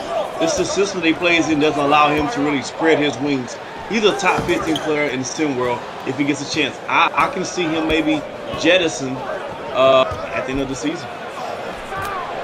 that wouldn't be completely out of the realm of possibility as Trey Hyman gets to go. There was the brief drama weeks ago about Royce Anderson's frustration with the ever-changing role that head coach Dre Pope had put him in. That came in the time period in which Xavier Pope departed the team as well. So certainly the frustrations have been there as the 3 falls for Best Coast Ballerz.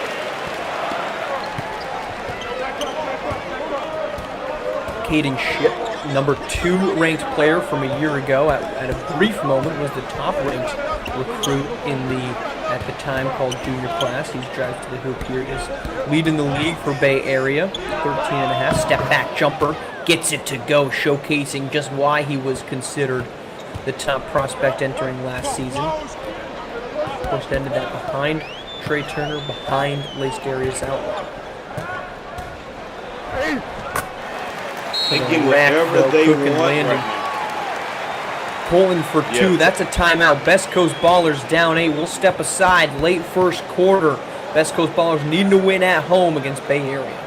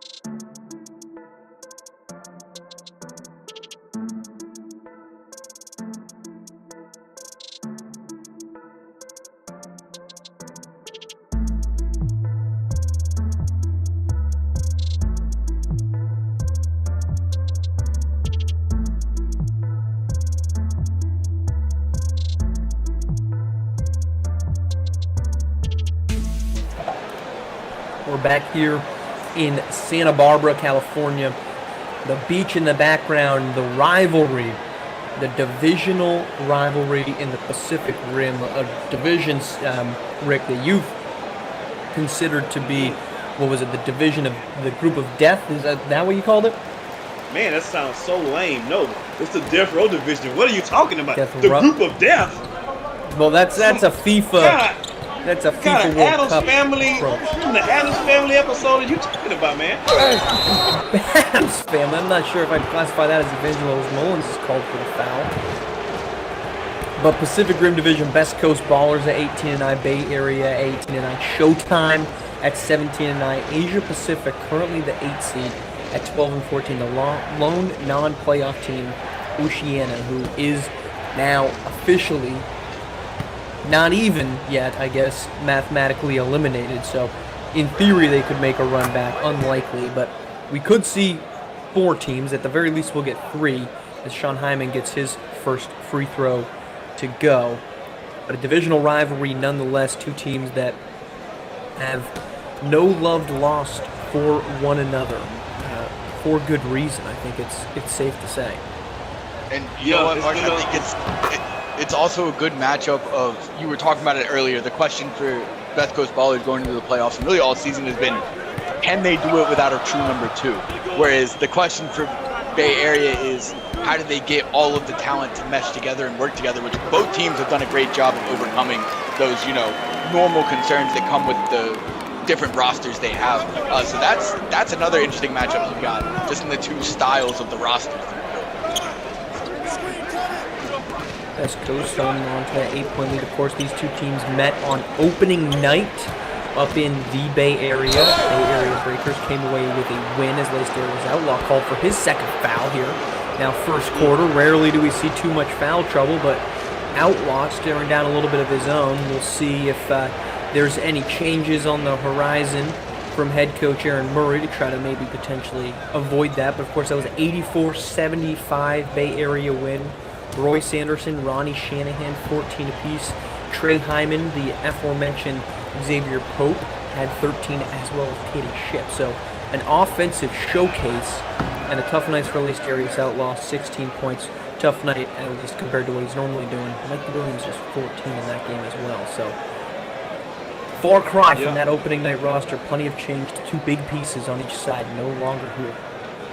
Yeah, and I'll say this about both Lene Newman and Darius Outlaw. I hope those guys never lose their hair, because they got some funny shaped craniums, man. They look really weird with like a low fade, because their head shape is kind of whopped, especially Lene Newman. My man, Darius kind of like the back of a toaster. It's kind of like oval shape, or like the bottom of a bottom of an iron. Rick, I'm glad you brought that up, because I don't know if you know this, but you know the old joke about a horse walks into the bar and the bartender asks him why the long face? The horse was actually Lace Darius in that story. So, but man, can he hoop? Oh, there you have. Thank God he can hoop.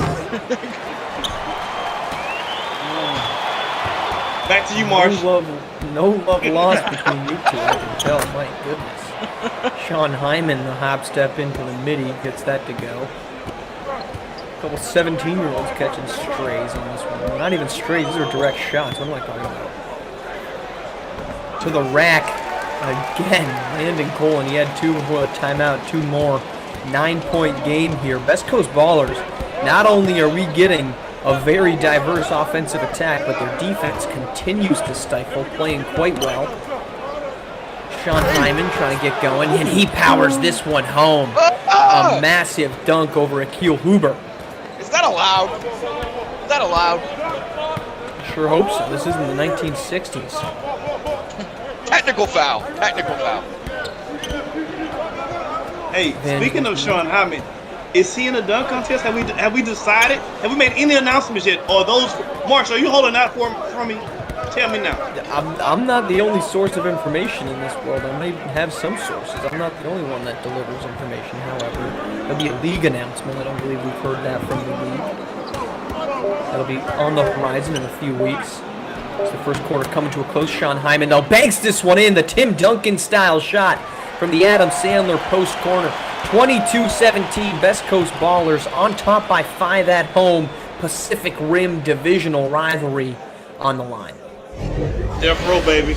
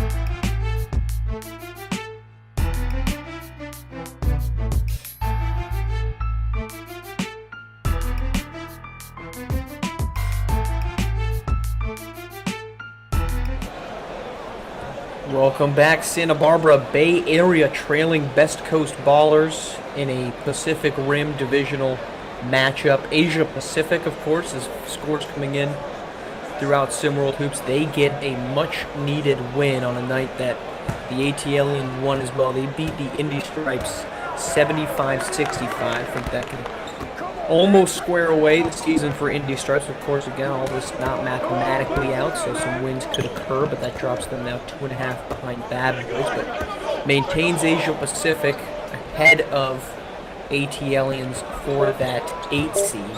The Pacific Rim division trying to add another team up and above 500. Jumper won't fall there. And Marsh, who is APAC? What conference is APAC in, by the way? Remind me, please. Legacy.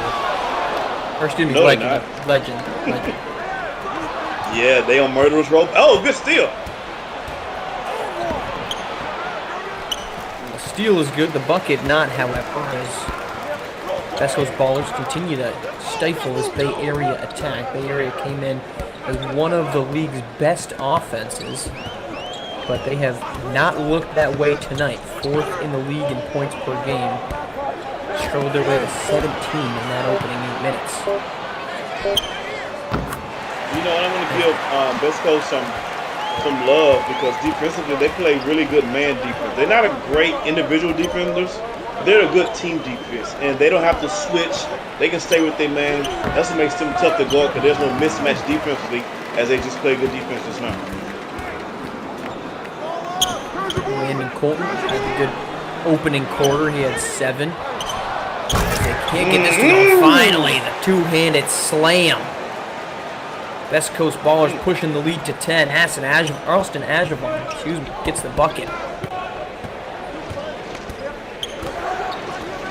Size here for Best Coast Ballers. Ajavon 225, Mullins 234, LeNate Newman 220. It's only a large group, though Bay Area has a couple big boys of their own. Deep 2 there. That will fall. Dime Hardaway.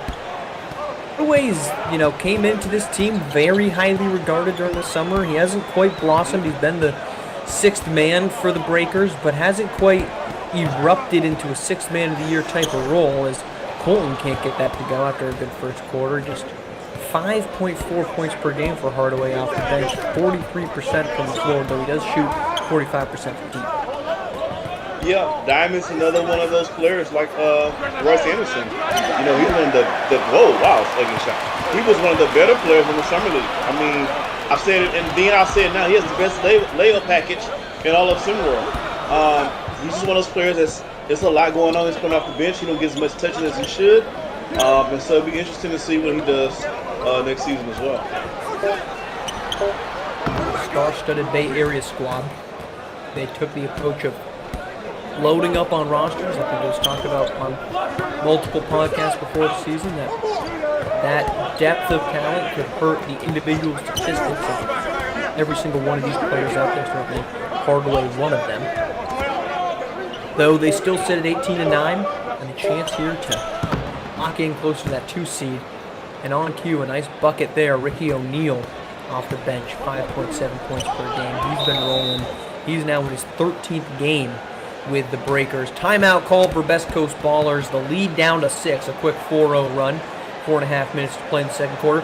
If you're listening to this, first off, appreciate you joining us here on SimWorld TV. Every single game of SimWorld TV action will be broadcast on YouTube, so make sure you're subscribing, liking, commenting, turning on notifications, youtube.com/SimWorldTV. And if you'd like to be on this side of the mic, we got Now, 3 people, as we said on the previous broadcast. Siege now joins the podcasting fraternity.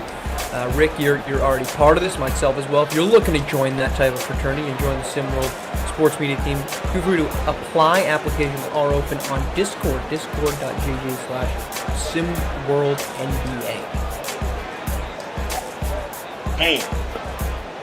And that's your response, Rick. Bam. I tee it up. I say Siege is joining this fraternity of podcasting, and your response is bam. Bam. It's a nice little. Siege, what would you like to see at this Flintstones? one? The Flintstones YouTube. Bam bam. Jesus. Bam bam. That's what I'm working with. This is why we need people on here, so I'm not working with Bam Bam over here. Bam bam. Not for your sake, for mine. Join the SimWorld Sports Media team, please. Bam bam. Come save Marsh. Come save Marsh. He's a joy to work with, I promise. He is. We love us some marshmallow over here. Oh! Two-handed slam, Lene Newman liking that. Off the inbound pass, off the timeout, right back up to 8 points here for Best Coast Ballerz. A quiet night from Outlaw. We have not called his name much. He's on the floor currently, but he has not been dominating the possessions as Coach Murray trying to get the depth and the options going here as we approach an alley-oop opportunity, though tipped away by Colton, who's had a phenomenal first quarter and first half. On his Shanahan off the front rim. One of those things that I think has been big for Best Coast Ballerz, we'll bring up the topic, they don't have that other guy, other than LDO, is that a lot of these guys can kind of show up any game and like turn into that number 2. We've seen Evangelos Mullins do it often. We've seen Dre Ryder do it a few times. Akio Uber has had some really big games also. Now we're seeing Landon Colton do it. They have a lot of really, really good role players who I think get a little disrespected sometimes if we say, and LDO does do it all by himself, but let's not forget that these role players are a huge part of the reason that this roster works. Certainly the opportunity for talent, but the execution of it, you're right, it's come and go as Trey Lyman gets the block on Outlaw. Here's Curtis London again, one of that second unit. You can make the argument for Bay Area Breaker. Their second unit might be, above 500 playoff team if it was its own starting 5. I think there's a very real case to be made. If you built a team of Dime Hardaway, Curtis London, Ronnie Shanahan, Ricky O'Neal, and Adonis Knight, you might have a playoff caliber team with that group. You'd have a really undersized team, but a really talented team for sure. Sure, throw in pick your bench player that's not 6'4" and below as the 3 falls. Big buckets coming. I believe, was that Lene Newman on that? I beg your pardon, Dre Ryder on there, thank you. Yeah, this guy had a regular head. Regular head. Well, it's answered by a dreadhead coming from Royce Anderson. Royce Anderson second on the team coming into the night. 37 3-pointers made, just trailed Caden Shipp by 1.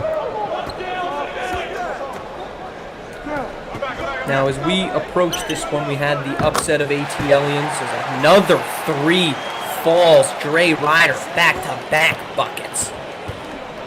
As the ATLiens pulled the upset to kick off the night, Gulf Coast Lockdown had a big win over the now tumbling Lone Star Basketball Club. Beyond the Arch falls to Africa by 8. If this is a Best Coast Ballerz win, despite the fact that they are both 18-9, either of you, would you consider this to be an upset? I don't know. No. Yeah, I agree. No. I mean, look, if you want to go off of technicality and you want to look at the sportsbook betting odds, Best Coast is probably the underdog, but I don't know because they're at home. They're both 18-9, and they're at home, so I don't think it's an upset either way. These are 2 very evenly matched teams, if you ask me. Yes, this is even money, both of you seen. In a podcast today, I talked about it being a toss-up game. I gave it to Bay Area just because I don't think they're going to lose 3 games in a row because they haven't all season. But that was the only difference I can make of it, be some kind of technicality because they're pretty much an even squad in my eyes.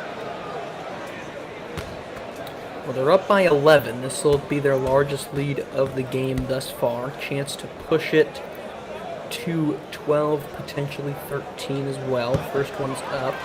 That won't happen. Gotta make your free throws. Free throws. They're called free. They're free. You gotta make them. Boy, thank you for that phenomenal analysis, C. Just unbelievable. You know what else free throws are? They're free points, Marsh. They're free points. And as you pointed out, they're not, because you still have to make it. But it's called a free throw. It's free points. And you pointed this out in the last game. As a wise man once said, if you score more points, you're gonna win the game.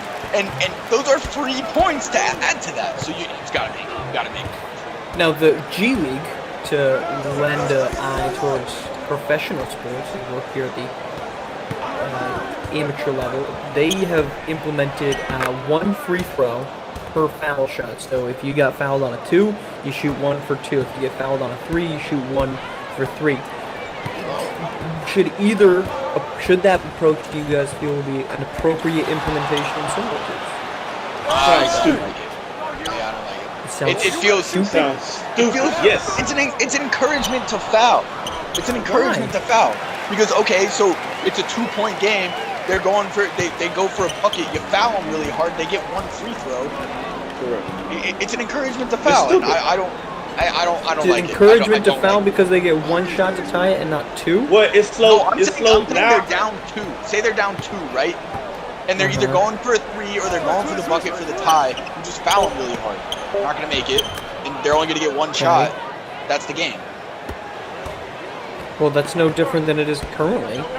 No, it's not. In fact, that's better odds that he's gonna make the free throw, because if he's an 80% shooter, he's shooting it once. If this one is about to go to halftime, we'll pick it up after the fact. 40-28, Best Coast Ballers are dominating this one. Their defense has been incredible. A full team effort, a great first half from Landon, Colton. Rick, we'll start with you. What does Bay Area need to do in the second half? Simple. Make shots. Concise. Siege on your side. Best Coast Ballers, can their defense carry over to this one? I think it can. We're seeing them do it. I think this is something that Best Coast Ballers is doing really well all year. I mean, they play well against good teams, and I think the reason is we underrate what they do as a team and what those role players add to the team. The constant conversation is LDO, LDO, LDO, and LDO is a superstar. He's arguably my favorite player in the league. I love watching him play.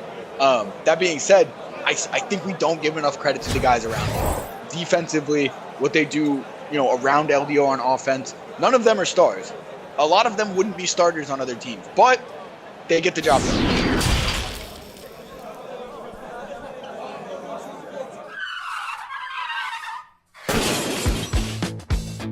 SimWorld presents Around the Table with E and the Fat Man. What's up, everybody? This is Big Bob. And this is Elava. And we are the co-hosts of Around the Table with Ian the Fat Man. Around the Table is the SimWorld Hoops podcast where Big Bob and I give our takes on various sports around the world. Make sure to tune in every Sunday at 3 p.m. Eastern Time to hear our takes. And don't forget to join in on the conversation with us on Discord at discord.gg/SimWorldNBA. And make sure to follow us on Twitter and YouTube at SimWorld4K. And as always, see the game, be the game. Later, folks.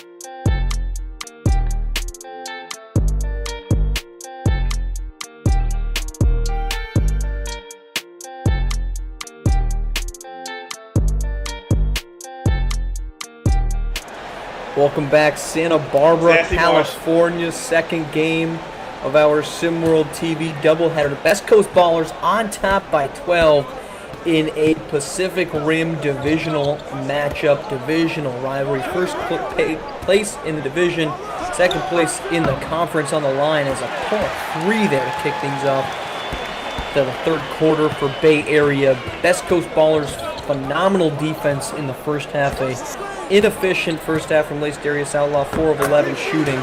But Dre Ryder going to the rack there. He hits a couple of threes. Landon Coylton in the first half as well got going siege for a very diverse Best Coast Ballers offensive attack. Yeah, absolutely. Look, I'll harp on it again. I could go on and rant about it all day. You could give them more credit. These guys around LDO. I think they're going to keep it up. They've really been in control of this game the whole way so far. Unless they can do something else, Bay Area, I don't see that changing. Questionable decision there for the alley-oop from Hyman to Hyman. That won't fall. And Rick, Yeah. Bay Area, their offense was pretty stagnant. This is a team that sometimes tends to have a inclination to start pulling up for threes. We've already seen 2 of them here in this first opening minute of the third quarter. When they fall down, they tend to just want 3-ball after 3-ball as Royce Anderson drives to the rack for the and 1 foul. Do you expect that to be their approach here in the second half, or more of a attack the rim? Well, honestly, I'm glad you brought that up, Marshmallow. I don't think it's Bay Area at all. It is actually the team that's playing Bay Area. Best Coast. Yeah, I'm sorry, I had a brain freeze. Best Coast Ballers. We are in Santa Barbara, so I don't know what you had, but there was something to do with your brain. That's for damn sure. And then he's done. That's it. Alley-oop. Best Coast Ballers. Keeping it rolling. Lace Darius Outlaw turning into Steve Nash as Best Coast up by 10. Playing great. Look, he's playing great. I don't know why the long face. He looks upset. But dude, he's going back to the well for that one. All right. Caden Shipp, pull a 3. Gets it to go. Caden Shipp, his second triple of the half. 7-point game. Caden Shipp leads this team, 13.5 points per game, 2.7 assists. In theory, we talked about it, he's the #1 player entering last season, but isn't really featured in a very, as we've said before, egalitarian Bay Area offense. Is there a reason for him, or should he be featured more often, Rick? I don't know. Right now, if it's not broke, don't fix it. I think he steps up in moments that he needs to step up in. But I think they give the keys to Lace Darius, and when they need to switch cars or go a different direction. But you're talking about the wrong team. Oh shit! I'm sorry. They get about to Hyman. I'm saying I got the wrong. For Bay Area. Yeah. Where did you go at halftime? What are they selling at the concession stand that you got into? We're in California, man. I think it's illegal. Back to you, Siege. 5-point game here, Best Coast Ballers. Their lead dwindling. That one picked away there. Sky Buckner-Williams. Up to Lace Darius Outlaw. Through the contact. Outlaw for 2. 7-point game. 3 minutes here. That's going to be a timeout. We'll stick with it and remind you to tune in for SimWorld Hoops action for the rest of the week. We've got games tomorrow night, a triple header, Run DMV and the Originators in a absolutely massive game for both.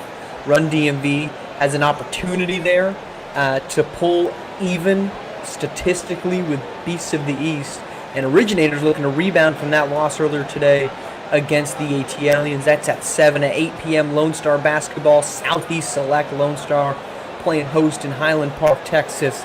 They're trying to respond after a loss of their own. And then Showtime and Heartland Zombie Stars finish things off at 9 p.m. So a trifecta of SimWorld Hoops action. Close of the season at hand. Seeding, positioning, playoff positions in general, all on the line. Do not miss a minute of it. YouTube.com/SimWorldTV. catch all the action, and that is your home for the Race to 1, which is going to be in August in Houston, Texas. Marsh, you know all my exes live in Texas. Well, you live in Texas, so that makes perfect sense. You're not crossing state boundaries.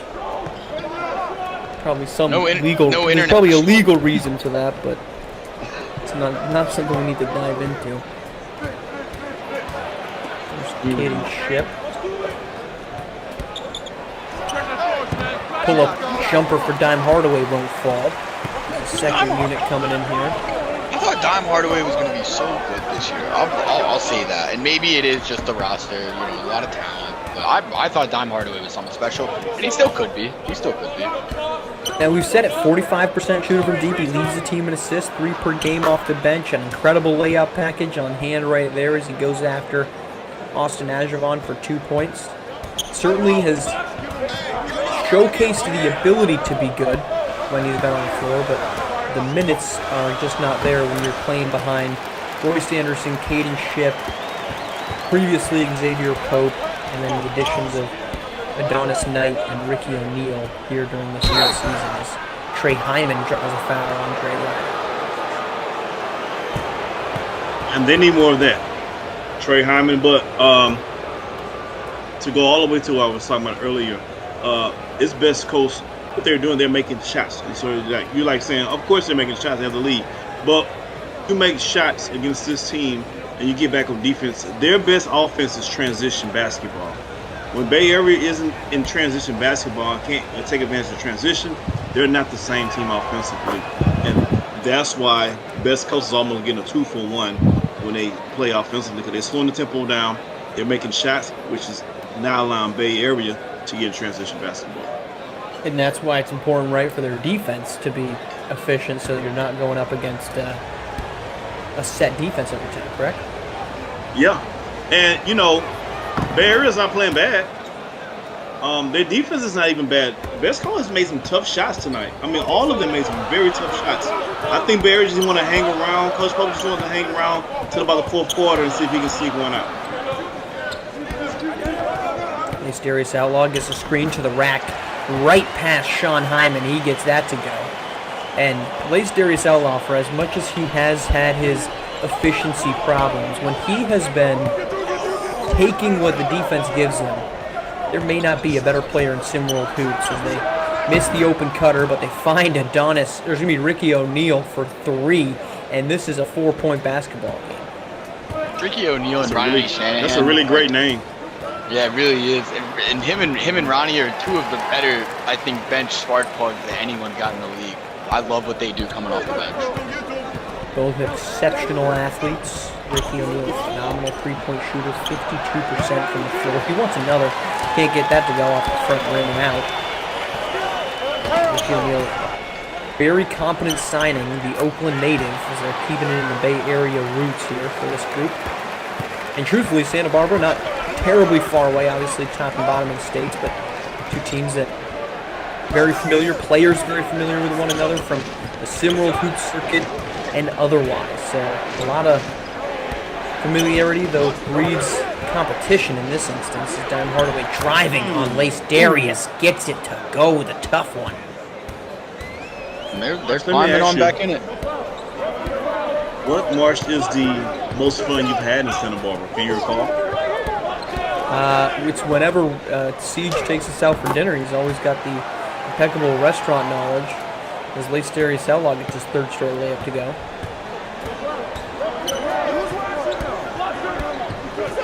You mentioned dinner and mentioned money. Well, you mentioned dinner and money and Siege. I was like, nope, you're not talking to me, fellas. I'm not taking you nowhere. We can hit dinner. I've got some connects. Can get us in. Look, Greg, I'll take you to this place. It's a nice place. It's out on the bay, boathouse at Hendry's Beach. We can head out there right after the game. I know the head. I know the chef. He's gonna get us the good stuff. He's gonna curate us a nice meal. We don't gotta order. He's gonna make it for us. He's gonna get us the best there is. Let me show you what we can do around here. All right. Once whenever I'm in your city, you don't give me this kind of first-class treatment. This ain't even my city. That makes it. That's even worse, Marshmallow. That's not even his city. West Palm is a different. It's a different animal there, Rick. You know, we try to give you as best the hospitality as we can, but you know, it's a unique joint over here.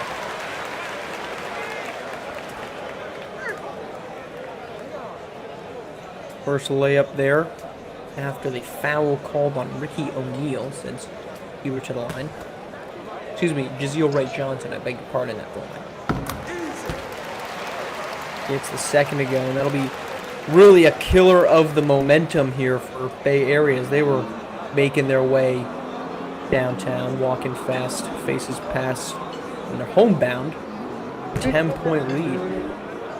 That was really good, Morris. Making my way downtown. I really like. Thank you, Morris. I appreciate that. I respect that. Good job, sir. Good work. Good work. Yes. If you guys have you seen? There's a video, and I'm not gonna explain every moment of it, but it's a GTA modification where you can GTA mod modification. I'm 85 years old. GTA mod where they turn all the cars into pianos, and I have not seen that.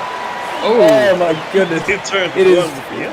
Yeah, so well, the car is a piano, and everyone else's car is a taxi, and it's just the song playing as they're driving around, and it is absolutely phenomenal. I highly recommend it. We'll get IT on linking that in the next thread we can, because my goodness gracious, it's high quality. Now that's the inside stuff. Rookies. Leisteri Saleh steps out of bounds, was on his way to a potential highlight dunk, but the West Coast Ballerz defense locking down here in the third quarter. Building up a 13-point lead. Bay Area got within 4, but these last couple possessions, West Coast Baller has shut off the valve. Yeah, they've still been in control pretty much this whole game.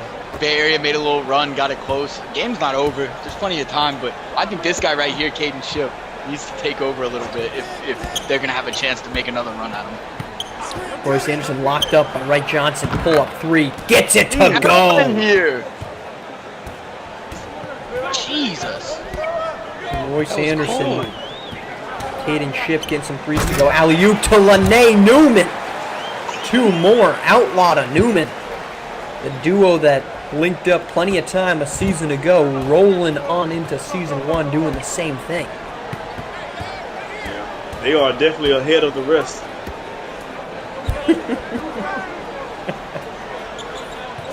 Oh boy. Royce Anderson trying to work on Huber. Can't do it. Shanahan, open 3. Won't fall. Opportunity to push. Be a heave. Huber can't get it to go. That's our quarter 3 score. 63-51. Best Coast Ballerz on top. Their defense has come to play. They're 6 points from the magic number. 8 minutes to go in Santa Barbara. Pacific Rim rivalry on stage.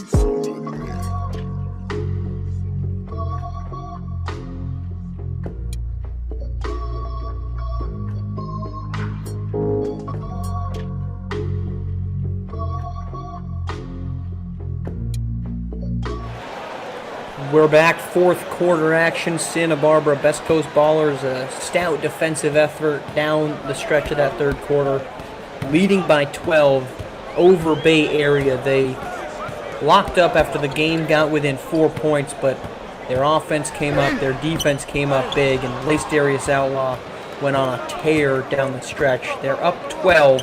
Siege, is this a lead that you think is capable of being held on to as another missed three here? Capable of being held on to. Best Coast has been incredibly consistent tonight. That's one thing that's for sure. These two bigs right here, Lene Newman and Evangelist Mullins, have been playing out of their minds tonight. Both playing very solid. I think the bigger question is this a lead that Bay Area can overcome? Because right now it doesn't really look like they can. Somebody's going to have to just get it going, and that'll be helpful. That'll help. And Rick, this has been something we mentioned in the third quarter. Bay Area, when they fall down, they just tend to turn to three-pointer after three-pointer after three-pointer, and rather than bringing them back into it, it tends to take them out of games. Do you think that'll get through to them, or do you expect another big three-point heavy as Evangelist Mullins with a tough one there? I don't know if this late in the season, if a leopard can change his spots. I expect Bay Area to do Bay Area does, which is shoot the three ball. Apparently, this is what they believe in, and I guess the argument is it got them this far, so I guess they're gonna ride with it. Here we go. Oh, you would have thought that was going to pull up there from Adonis Knight. Instead, he goes for the turnaround jumper. Good shot. Gets it to go back to 12. But an efficient third quarter from Laced Darius Outlaw after a not so efficient first, as it looked like that was going for the alley-oop first half from Outlaw. Here's Knight, corner. Shanahan comes off the three-point line. He's not known for his three-point shooting, but he's unable to get the layup to or the jumper to fall there either. Bay Area's got to make a run here offensively. The defense isn't bad. They got to make a run offensively. They want to get back in it. 2 points away from that magic number. Oh, got him. But to the rack, Royce Anderson. He's been cooking tonight for Bay Area. Great first three quarters from Royce Anderson. A couple of threes to fall, but the rest of this offense has not really been in rhythm. I do like this running Shanahan on LDO. I think Shanahan is their best perimeter defender. That's a good chance. That's a good option in the fourth quarter. Well, maybe good on the perimeter, not so much on the inside. Lene Newman for 2 on him. I mean, Lene Newman, another guy I don't think gets enough credit. Very good big defensively, whatever. But look, I'm gonna be real. Best Coast has had this in hand all game, and as a wise man once told me, first to 69 wins the game. So here we are. Best Coast has wrapped this one up. If someone could go start the jet, so we can get out of here after this. Shanahan gets to go. Yes, Siege, you have proclaimed this, though there was there was a first to 69 that did not hang on. I believe that was that Atlantis to Beasts of the East that lost when they got to 69 first? Okay, so what's the all-time record then of wins and losses to 69? What's the record this season? It's about 690 to 1. 60% of the time it works every time. Exactly. 69% of the time it works every time. Correct. Gotcha. Makes sense. Look, I didn't come up with it. It was a wise man that told me. He's a little less wise now that it failed once, but still a wise guy. Yeah. So right now, he's not a wise man. He's a wise guy. He's bad 96% as far as like accuracy on this. I'm with it. It's not too bad. That's not too bad. Rick, is this the first you've heard of the 69 prophecy? Other than Siege bringing it. No, Siege came up with it when he came to SimWorld. I didn't come up with it. I brought Siege, it. I'm giving you your credit. Relax. It was a wise man who told me this. I don't remember his name. He was someone I met along the journey of life in the parking lot of a Grateful Dead concert. Might have been Bill Walton. I'm not sure. Okay, cool. I see him. He was called here. He was doing a headstand when he told me. He looked like he was 6'10" and he was older, and said he used to be a hooper, and when he played, that was the rule. So It's like an elim ending all the time, or it was just elim to 69. Yep. Now, we talked about free throws. You know, if you want to talk about a revolutionary way to approach the game, as Cade Chip gets a jumper to fall, every game is just first to 69. You call it a day. I mean look, if the NBA wants to institute some new rules or something, that could be the new. NBA. Let's not worry about the NBA. Let's worry about SimWorld Hoops, SimWorld Prep. Dare we say a first to 69? Kids get home earlier, can do homework. Better chance for the students. Ooh. Darius Outlaw buries a 3, moves into 72. Marsh, these kids, they online so much they can't be doing no homework. I mean, they should be doing their homework. Education, it's always important, of course. To the rack, and Adonis Knight can't get that to go.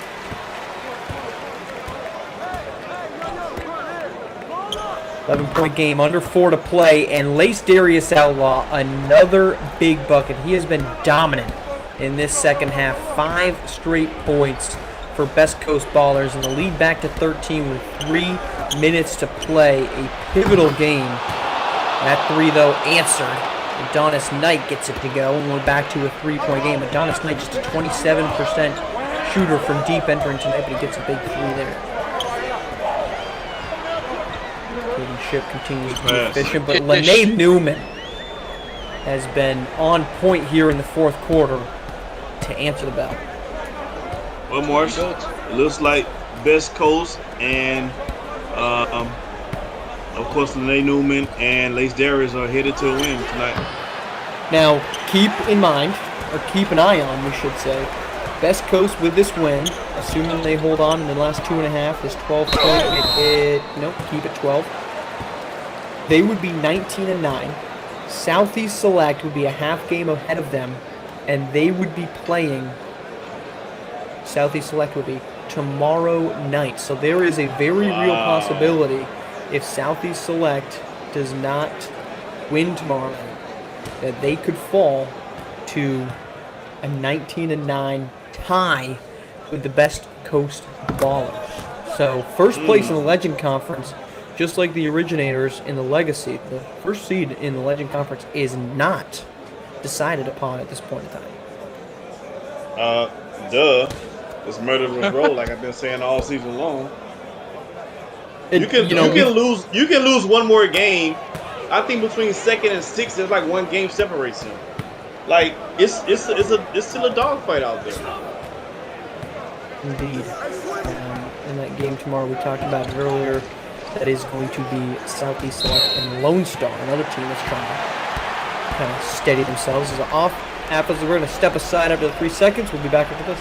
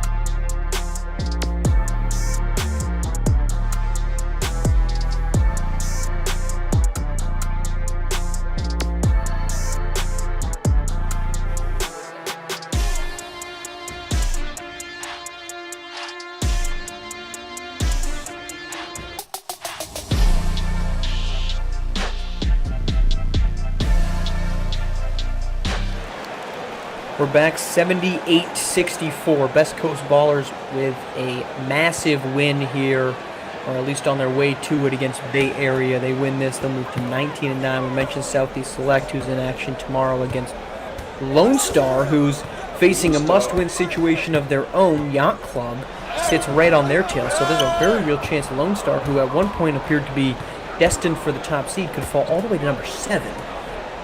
Meanwhile, Southeast Select, if they lose to Lone Star, Best Coast Ballers owns the tiebreaker. They would move into first place in the Legend Conference. So there is a lot up for grabs with 4 games remaining. I would just say in 4 because it's basically where everyone's at. Some teams have 2, some have 5, some have 3, but plenty still to play for. Here, Legend Conference, first place would get you a date with Asia Pacific.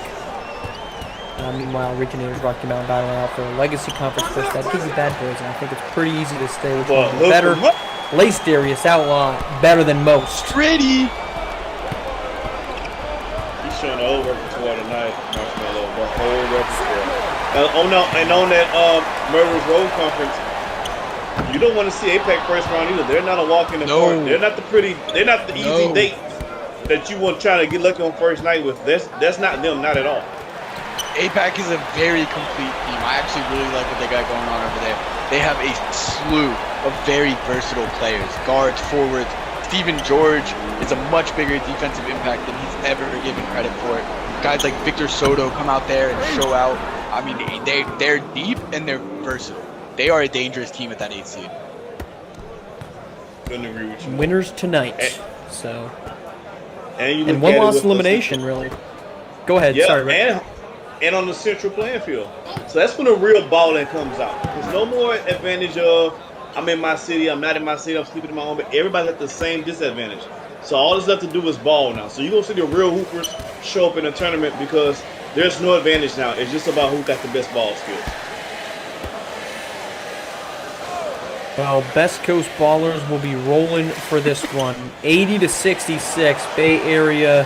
Their offense held in check throughout the second half. A great first half, but Best Coast Ballers took over. Bay Area will get to 60. What was the crowd saying, Marsh? I'm asking you. I don't know. See, did you hear what they were saying? Well, who was saying? Oh, no, never mind. See, I don't know what planet you dropped in on. See, I didn't hear what the crowd was saying. Marsh, you didn't hear that either. I'm hearing. What were they chanting? Yeah, all I heard is that this thing is final. 80-69. Best Coast Ballers beat Bay Area. That'll do it for us. Appreciate you joining in for the 2-man booth, Siege and Rick, for our production team. Thank you for joining us. Back for a triple header tomorrow on SimWorld TV. As always, see the game, be the game.